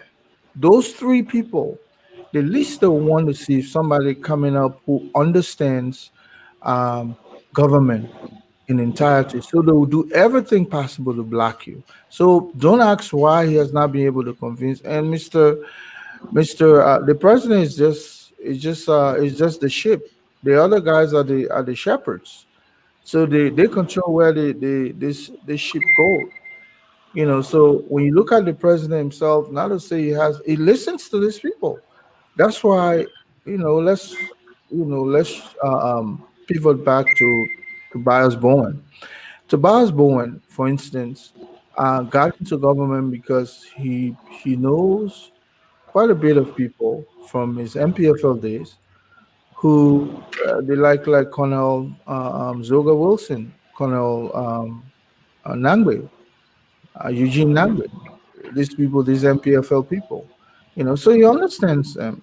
So he could get in power, and now the government, the president has surrounded himself with some of these people who have their ties, even Shaw, who have their ties with that former MPFL regime. So I can tell you definitely the least thing they want to do is to see another guy coming in who knows a little bit about how government is run, and it will shank their tail. Can you imagine? Not so many times Samuel Jackson have taken the airwave and really explained to the common man what this government should be doing to move the economy forward. Do you know what happened? Samuel Toure was angry, just as he was angry with Boy McNamara. Now, for you to look at Boy McNamara, who actually ran the same ministry that you're struggling with today, and want to bastardize him simply because you consider him a threat. He considered the guy who used to be the financial intelligent guy. What's his name? Coffee. He was angry with him. I mean, this man would not want to see anybody coming closer. But you know what? The time is coming. I can tell you, if Dillon wins the senatorial race, I think Mr. Weir will show the real Mr. Weir, because definitely we know that he's been fooled, and nobody can deliver anything to him. Okay, now thank you, Conor Gray. We want to bring up uh, Mr. Dillon. We have not heard much about what Mr. Dillon brings to the table in terms of his involvement, whether it is with the economy, politics of Liberia. But tonight we have the opportunity for the first time to hear from him. At least maybe he has said some things, before getting to see him for the first time. At this time, ladies and gentlemen, Willie B. Dillon Jr., what do you make of the discussion tonight? All right, yeah. Mr. Jackson is always very informative, man. Every time I listen to him, I always tend to learn, new things. But yet, and still, there are things that sometimes I don't agree with. But then, that's with anyone that you may listen to or talk to. But one thing I would say that he has a very good, unique perspective, and yet he has a very good understanding of history and how it intersects with economics. So, because, and I think this makes him almost like a national treasure, because he has worked in so many different administrations. Like he said, even though it was just a few months, 2 or 3 months with the Toba regime, then a few months with the Dole regime, and then after that, he said he worked also with Taylor. Never worked with Ellen, but yet still did a lot of consultation with her. That shows that this man has a wide range of experience as far as to see what the pitfalls, the pros and cons have been with these different administrations. But it also shows that though he had connections with the power structure, he was not an insider. He wasn't someone that you would say that, okay, the president took direct consultation from. So you can't blame him if at all that administration was not successful. You can't blame him because he was not part of the inner sanctum of that administration. He did a job. If at all they gave him a specific task to do, he did his job, and he skidded off the scene. So I think it's almost like an unfair analysis on the part of the callers to say, oh, you were involved in all these. How come the country is still looking? He didn't have the fate of the entire country in his hands. I don't believe so. So I think sometimes, some of our callers here on the show, they may not have the same level of understanding of some other people do as far as the political structure of our country and how things work. So sometimes their judgment may be somehow flawed or skewed.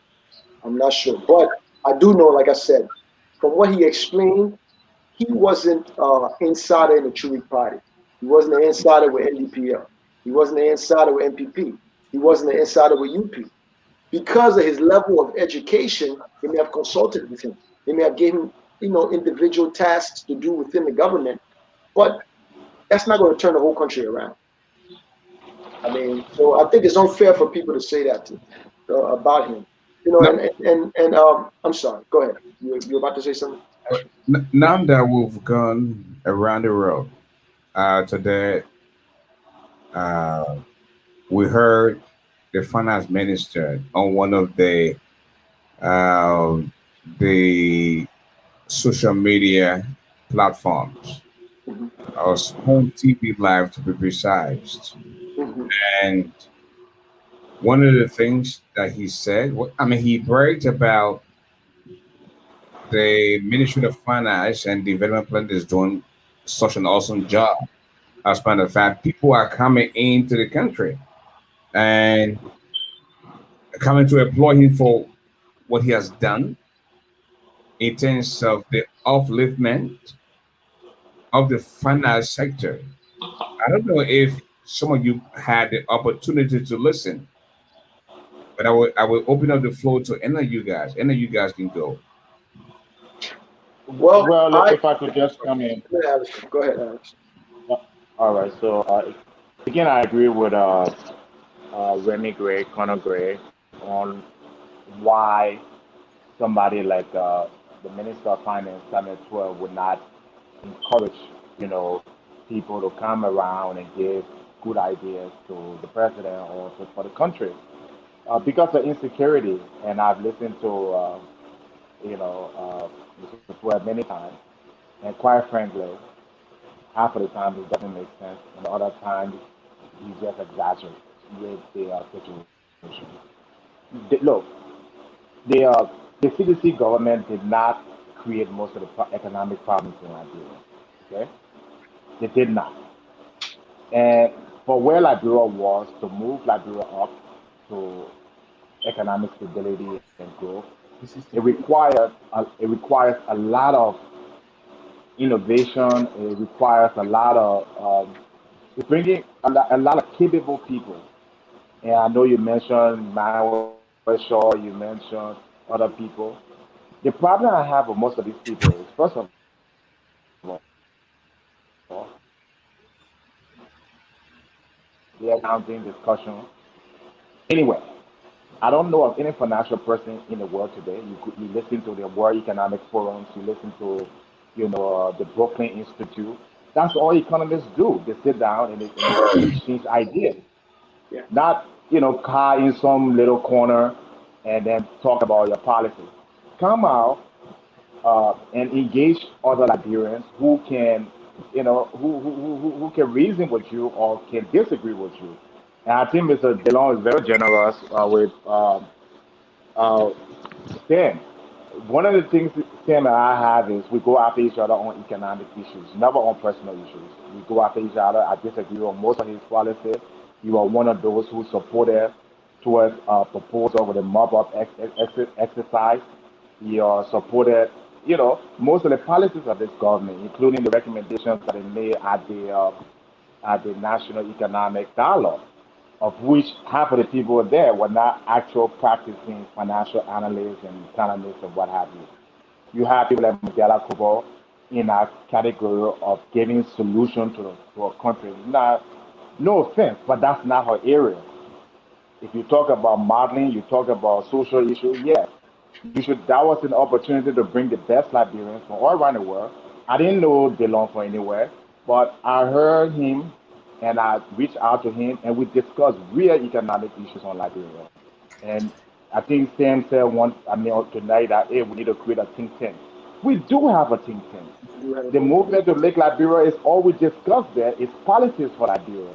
And you already have, we already have a think tank. We're on this show. And we have policies, economic policies. We have policies on banking. We have policy on healthcare. We have not just we need to like the Millennium Development Fund that tells you need to eradicate poverty, but they can't tell you how.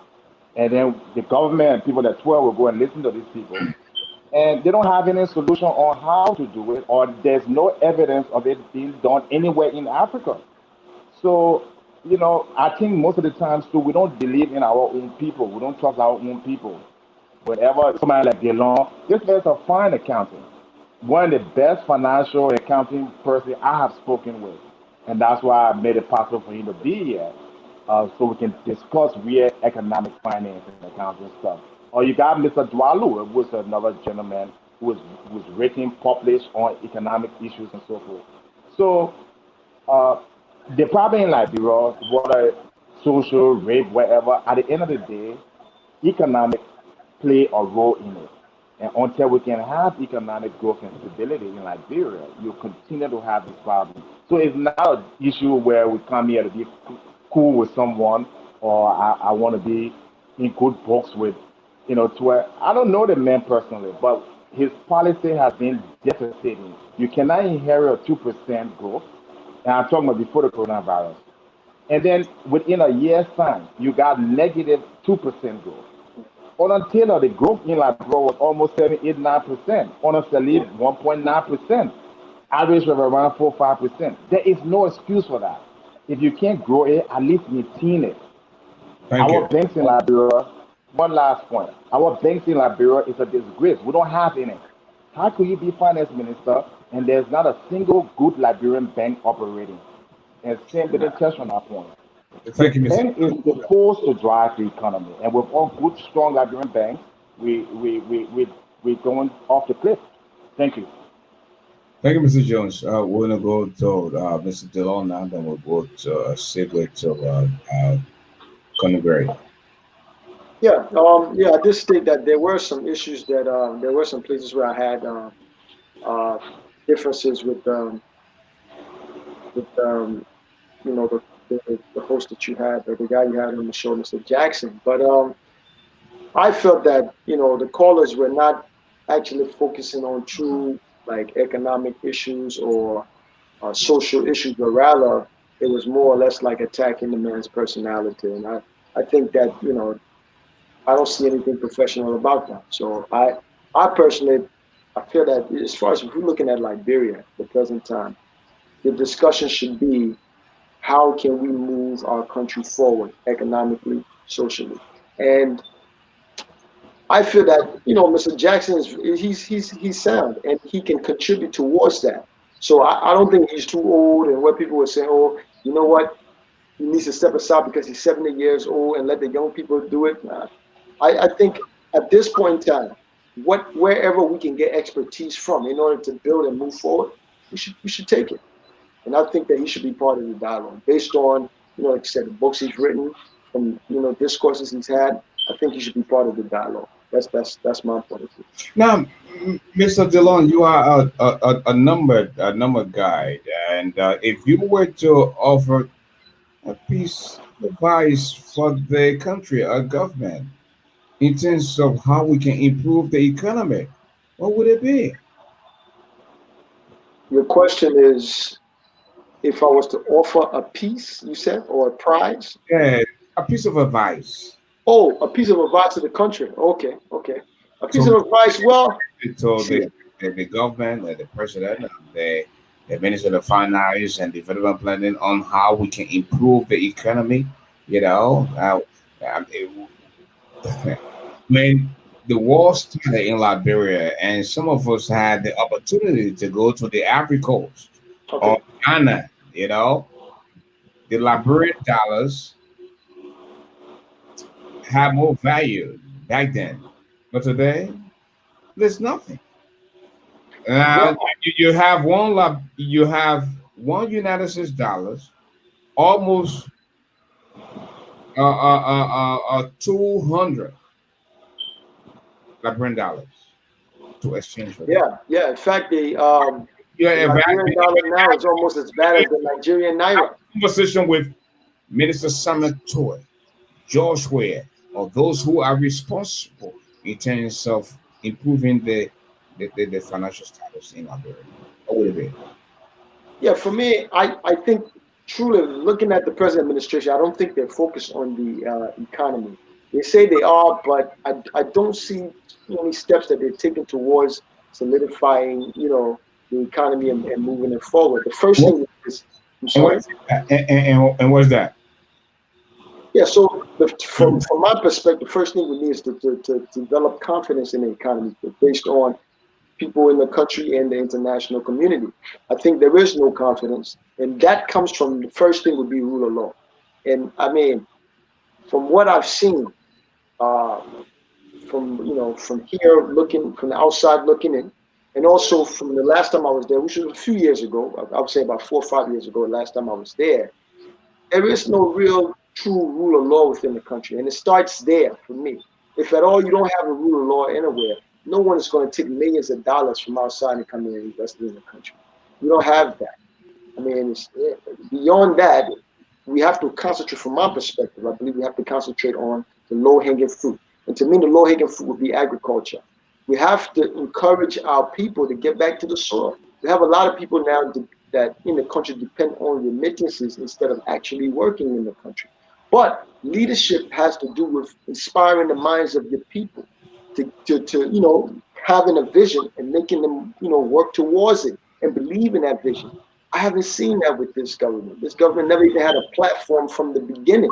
They never, George Weah, the country handed George Weah the presidency without him even letting them know what he planned on doing when he became president. So they said they wanted change, but what kind of change do we want? If we need economic change, this man never told us what kind of economic change he would have brought.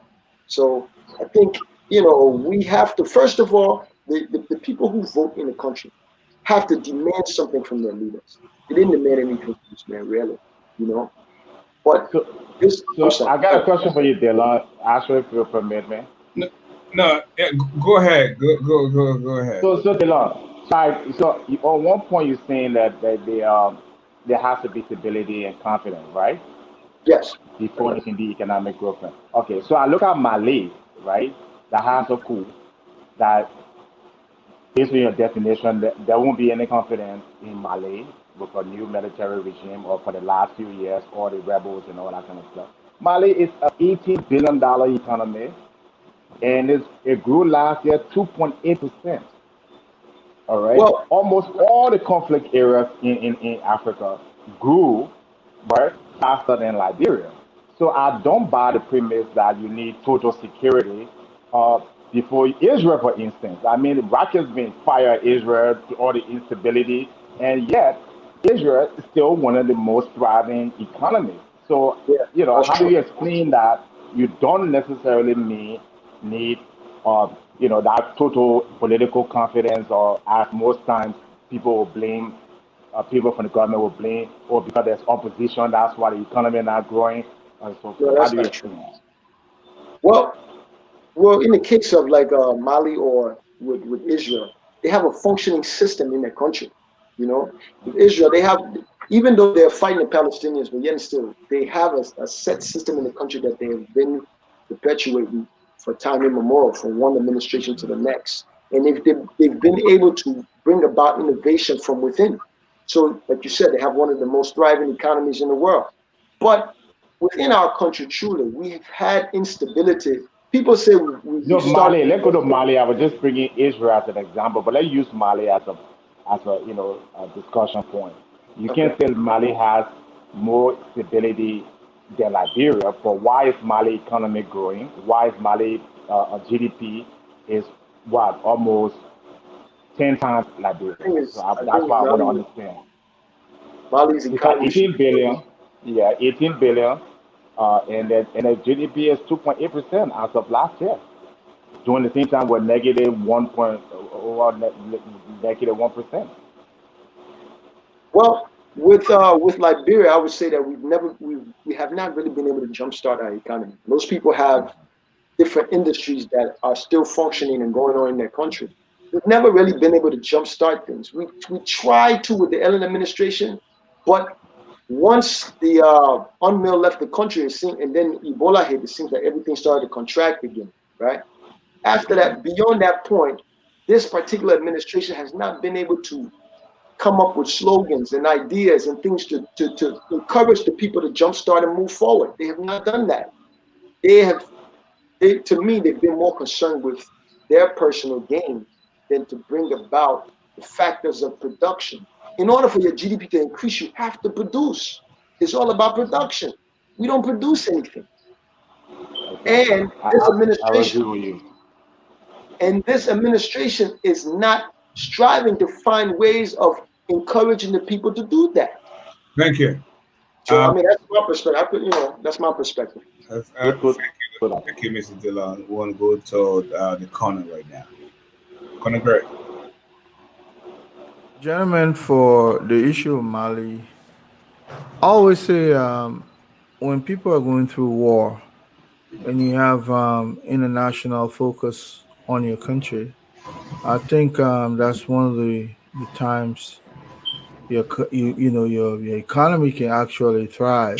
I say this because the presence of African, which is United States foreign policy to Africa, the issue in Mali plays a very frontal role.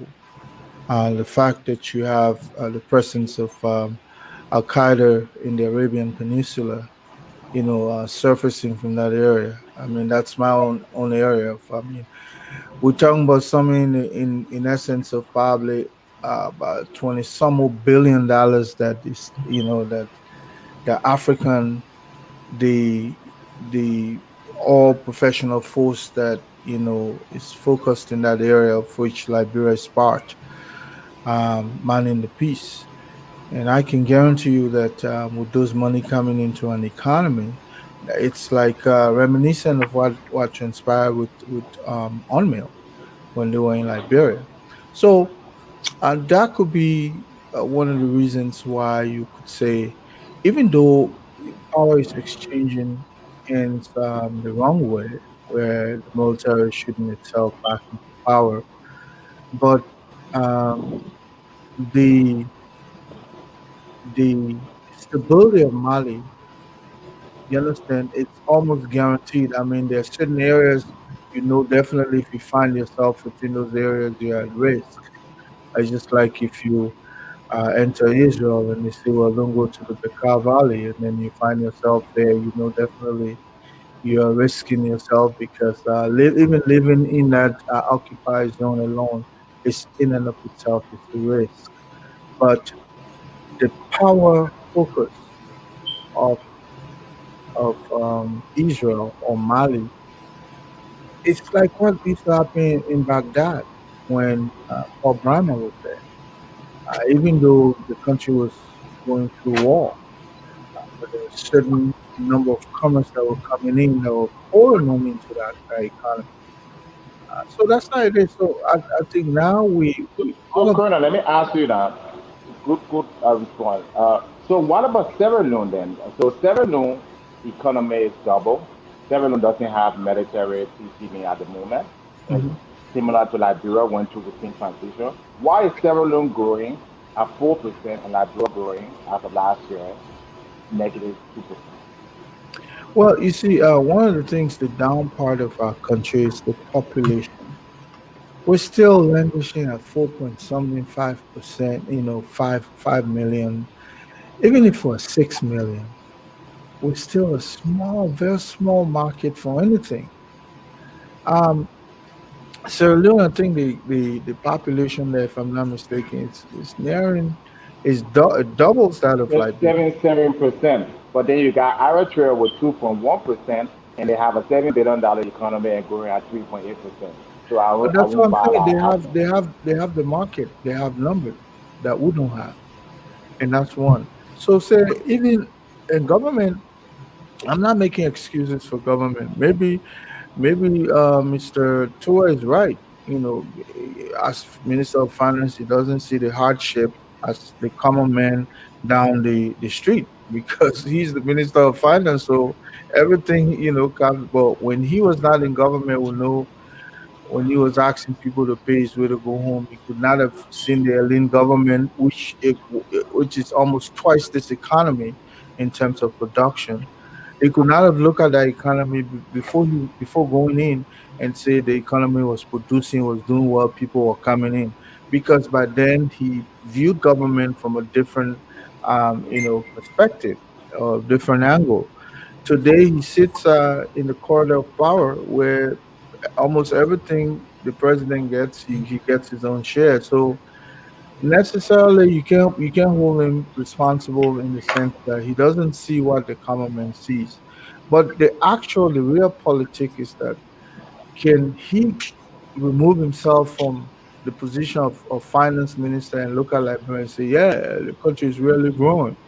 You understand? Because one has to be sincere. That's why I'm talking about the lack of sincerity of this particular individual and those around this president. The president himself is a big trickster. I like to use that word because for them, they want to believe that by showing up, the common man, because that firstly tells you that they didn't come in this administration in this corridor to really uplift the country. Dylan said it, they're there to uplift themselves. So no matter what you do, they will not go reach, out to make sure that the economy starts to thrive. Number one, they don't even have the the solution. You Well, let me understand? I mean, yeah, interject. yeah. Gentlemen, I'm sorry. If I Sam could please just has interject one thing, please. Sam has caught up with us, and to be very honest, I want to say a big thank you to all of you with your professional expertise. Right, in taking up time of the busy schedule just to form part of this. I think we should do this more often, where we can come out in terms of post analysis. I think um, it means well for our country, and it looks good. You All know, right. and just by listening to you guys, you know, um, you scholars, Conan Gray, Mr. Gallen, Chuku. before you let us go, there's one thing I want to say. No, I am not letting you go now. I'm just saying something, and I think we should do this a lot more often because we will continue to educate our brothers and sisters, not only in diaspora, because there are folks in diaspora who are hopelessly educated, and don't know about the issues. They just say things because they feel like it, Yeah, that's true. and then they add the others back home who have no idea as to where to start from. But Mr. Dillon, go ahead and come before we conclude tonight, because Okay. I wanted you guys each a round. I will go home tonight at 12 midnight. Last night I said 4 hours. I don't like to work. So, I said 4 hours last night. okay. Leadership is about inspiration. It's about inspiring people to see more in themselves than what they would normally see, right?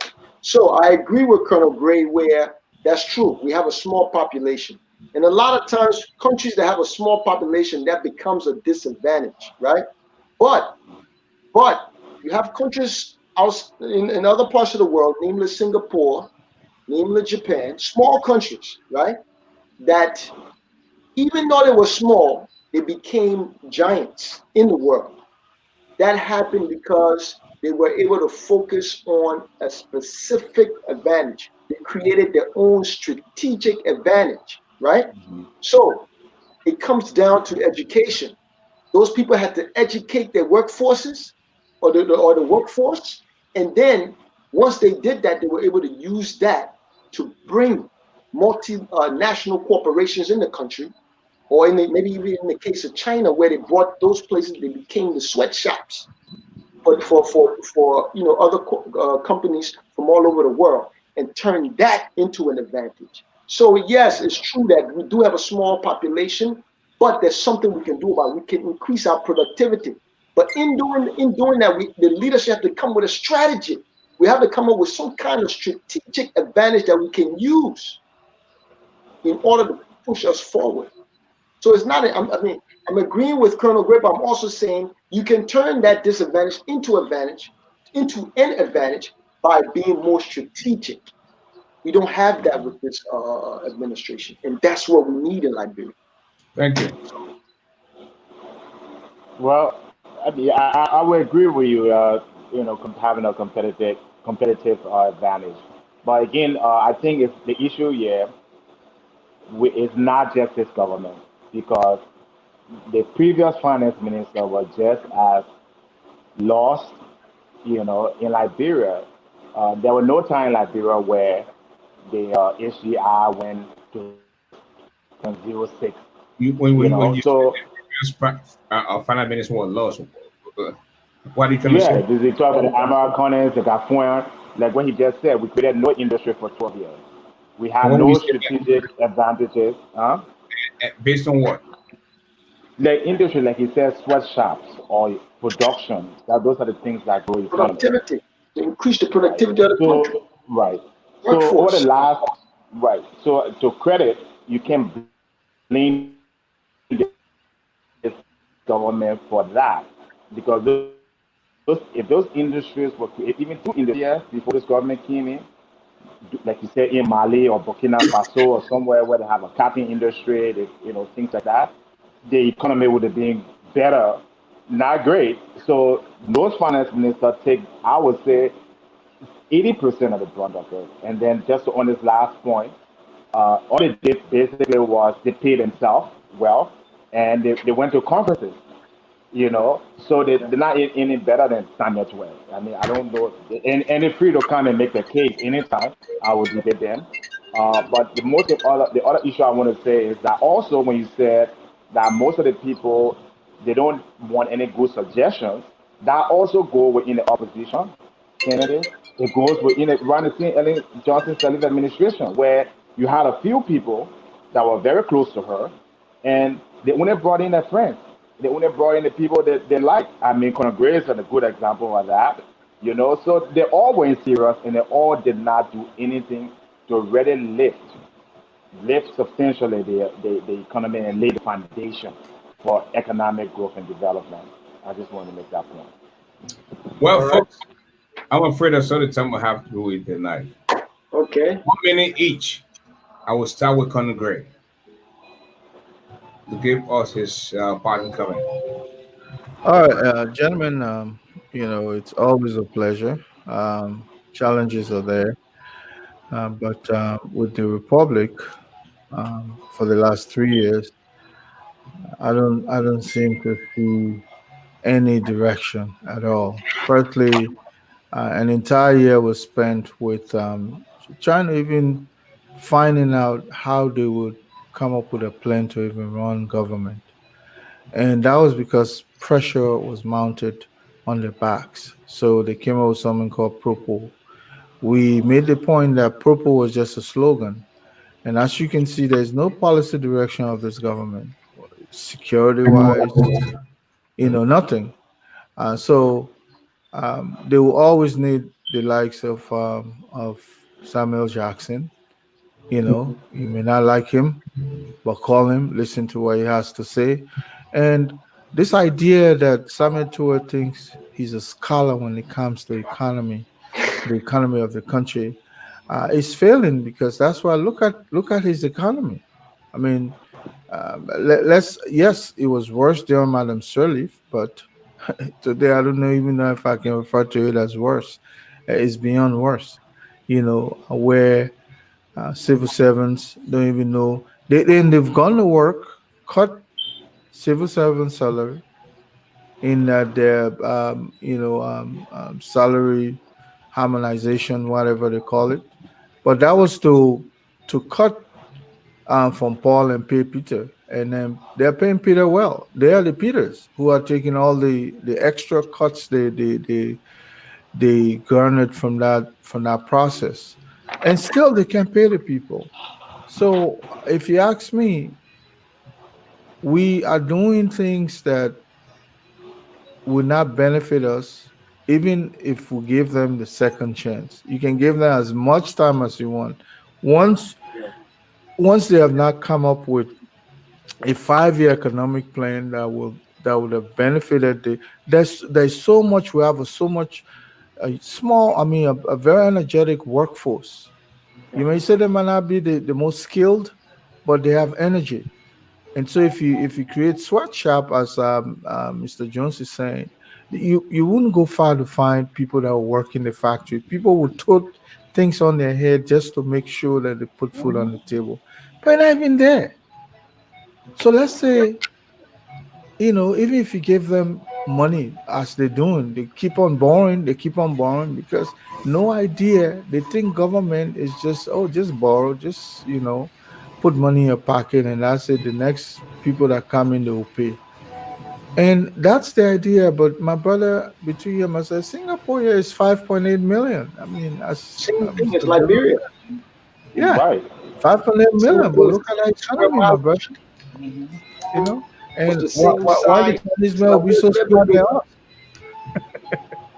Why the Chinese man so smart than us? But I mean, we all have big book. fact, Other people saying that they speaking the finance minister. Book is not the issue. Let a man chop and show me like Singapore economy. They don't know that book. But you in government, you speak all that stuff, throwing finger, jargon, all that stuff. Now at the end of the day, what's the economy? You can't even pay civil servant today. The poor demonstrator, I think, in the House of Legislature, because the poor want their pay.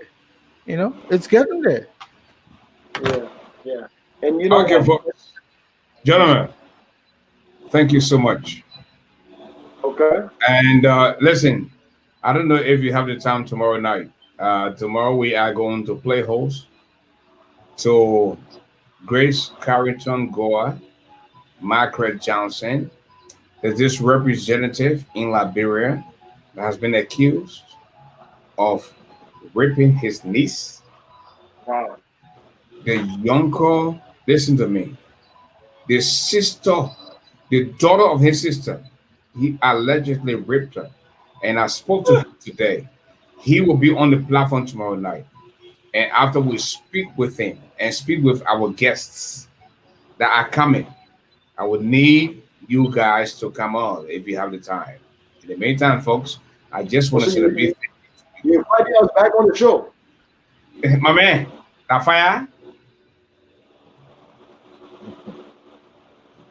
I just told you, we're coming back to Monday show. All right? All right, let's do it. Let's do it. So we'll Enjoy the continue rest of the night, folks. And let's have fun. All right, Thank you so take care. much. All right. Thank you. All right. All right, gentlemen. Good night.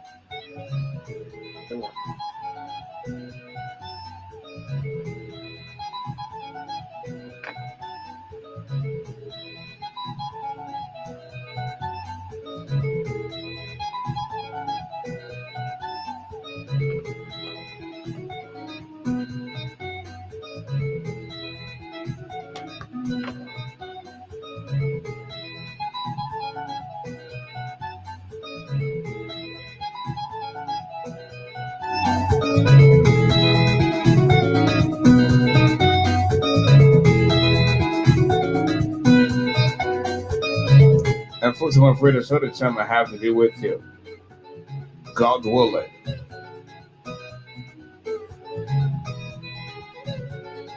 I will be back tomorrow night with a fresh, brand new edition of the program ASHFORD GARLEY Live. Grace Carrington Gore, Margaret Johnson,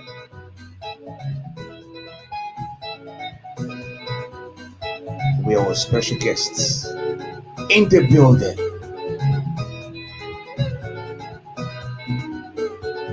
Then on Thursday, we'll have Quincy T.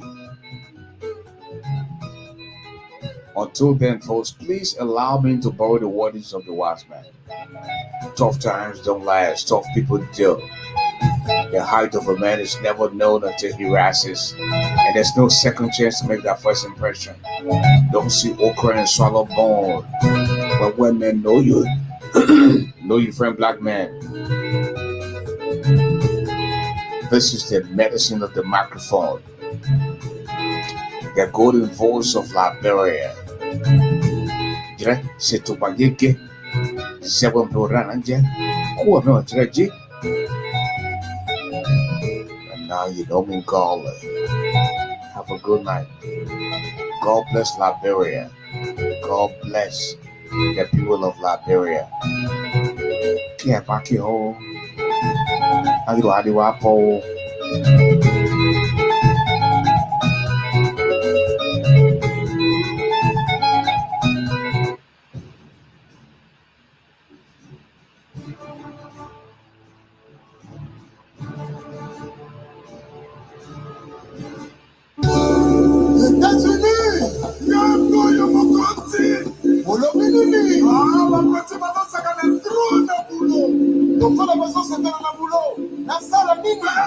Autorisation n'a pas accompagnement d'animation. Autorisé. Voilà, je confirme encore l'avenir de notre Afrique. Guillaume Soro, tout pouvoir vient de Dieu. Je salue Jean-Dominique Okimba, Bola Zambé, Arnaud Sopilatus, Maurice Lipiti, Abdoulaye François, Zouika Nagana Balezolé, Jules Maswa Makotoya Sita, Arnaud Wambasa Sou, Moukamaso Komoni, Jacob de la Monnaie, Isabelle, Wili, Yetoka, Edege, Azami, Jetika Lokuta, Rock Edouard,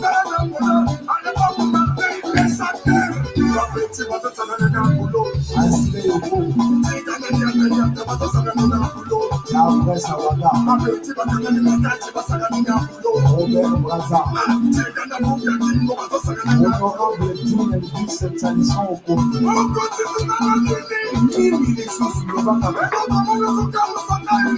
un Anglais à Paris, Hector Ibori, Maya Scott. Ah bon?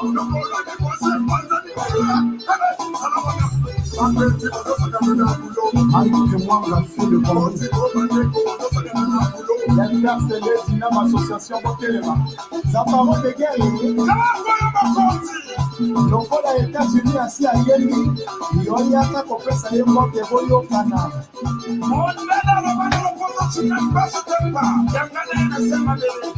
Lokola komiti bombanda. Na tuko na ya olobi. C'est ma force, c'est le combat, Serge Kabam. Patron de la distribution, versement le meilleur. Lokamai, Lopanda Sango, Chena, Okumba, Pressia la Bamba, Rochelle na Komani.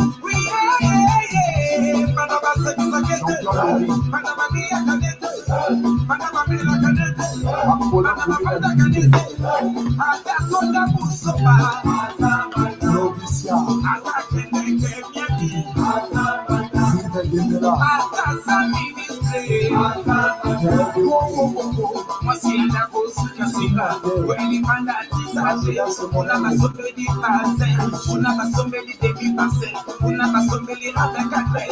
ministre d'État Ahmed Bakayoko, Dérivieux, ministre Zobo Junior, Innocent Bokonobama, Célestine Kwakwa, Sabazo,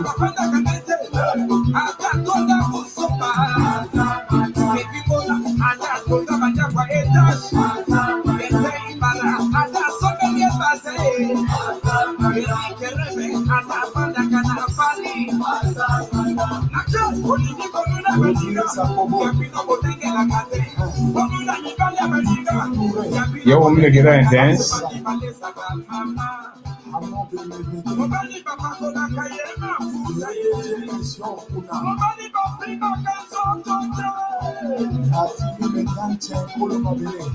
Mon ami Gaël Ngeso, Wapi Jessi Mokouni, Rémi Ayayos Mokondi, le prince est dans les Jérémy Okeba, écoute ça, sonore digital, Mata Ikolo ya guitare, Sinamoko. Thank you, Boss Gessi in Nigeria.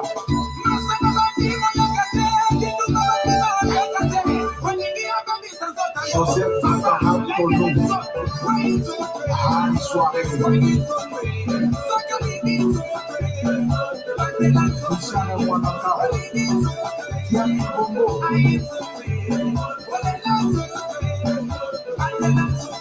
Gino Kana, Ramonti, Gino le leader unificateur de Namora, Ligue Bolodélé, monsieur le ministre. Voici l'avenir de Wende, Marien et Kama.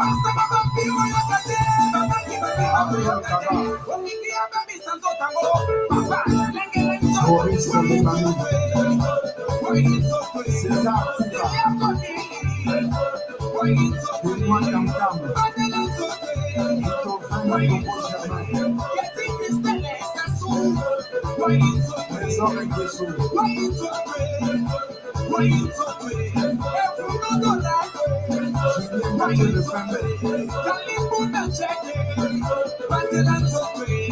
Achille Mongo, la princesse de tout, Claudia Sassou Nikia, honorable, mon d'abord, Alexis Donan PDG, à Paris je salue, Boris Ngakoso, Prince Alessa, Amoro Bouddha, Bouma, Wabi Dorion Philippe Okemba, Trésor, Mopao, PDG, le redoutable manager de l'air et tout. Bienvenue au Komamako Sofé, au pays de Jésus sur la croix. Attention! Attention! Namako Steve dans le bas. Jésus sur la croix.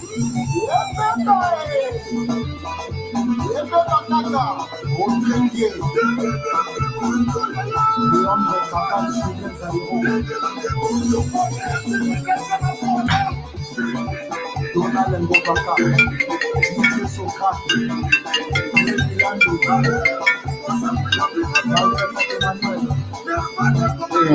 Wait, I don't think this is my show. Wait, this is my show for. Hey, problem.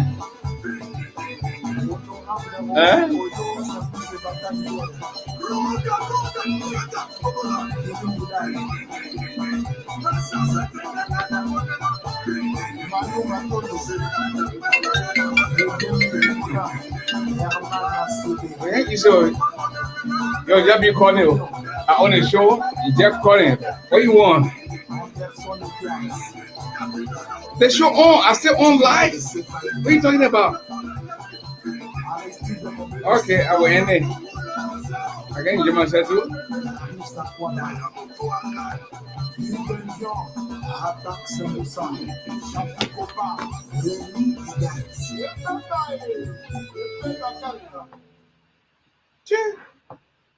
Yeah, Attention fashionistas. The Salvation Army you're good now. are now God bless you all. brand names that have been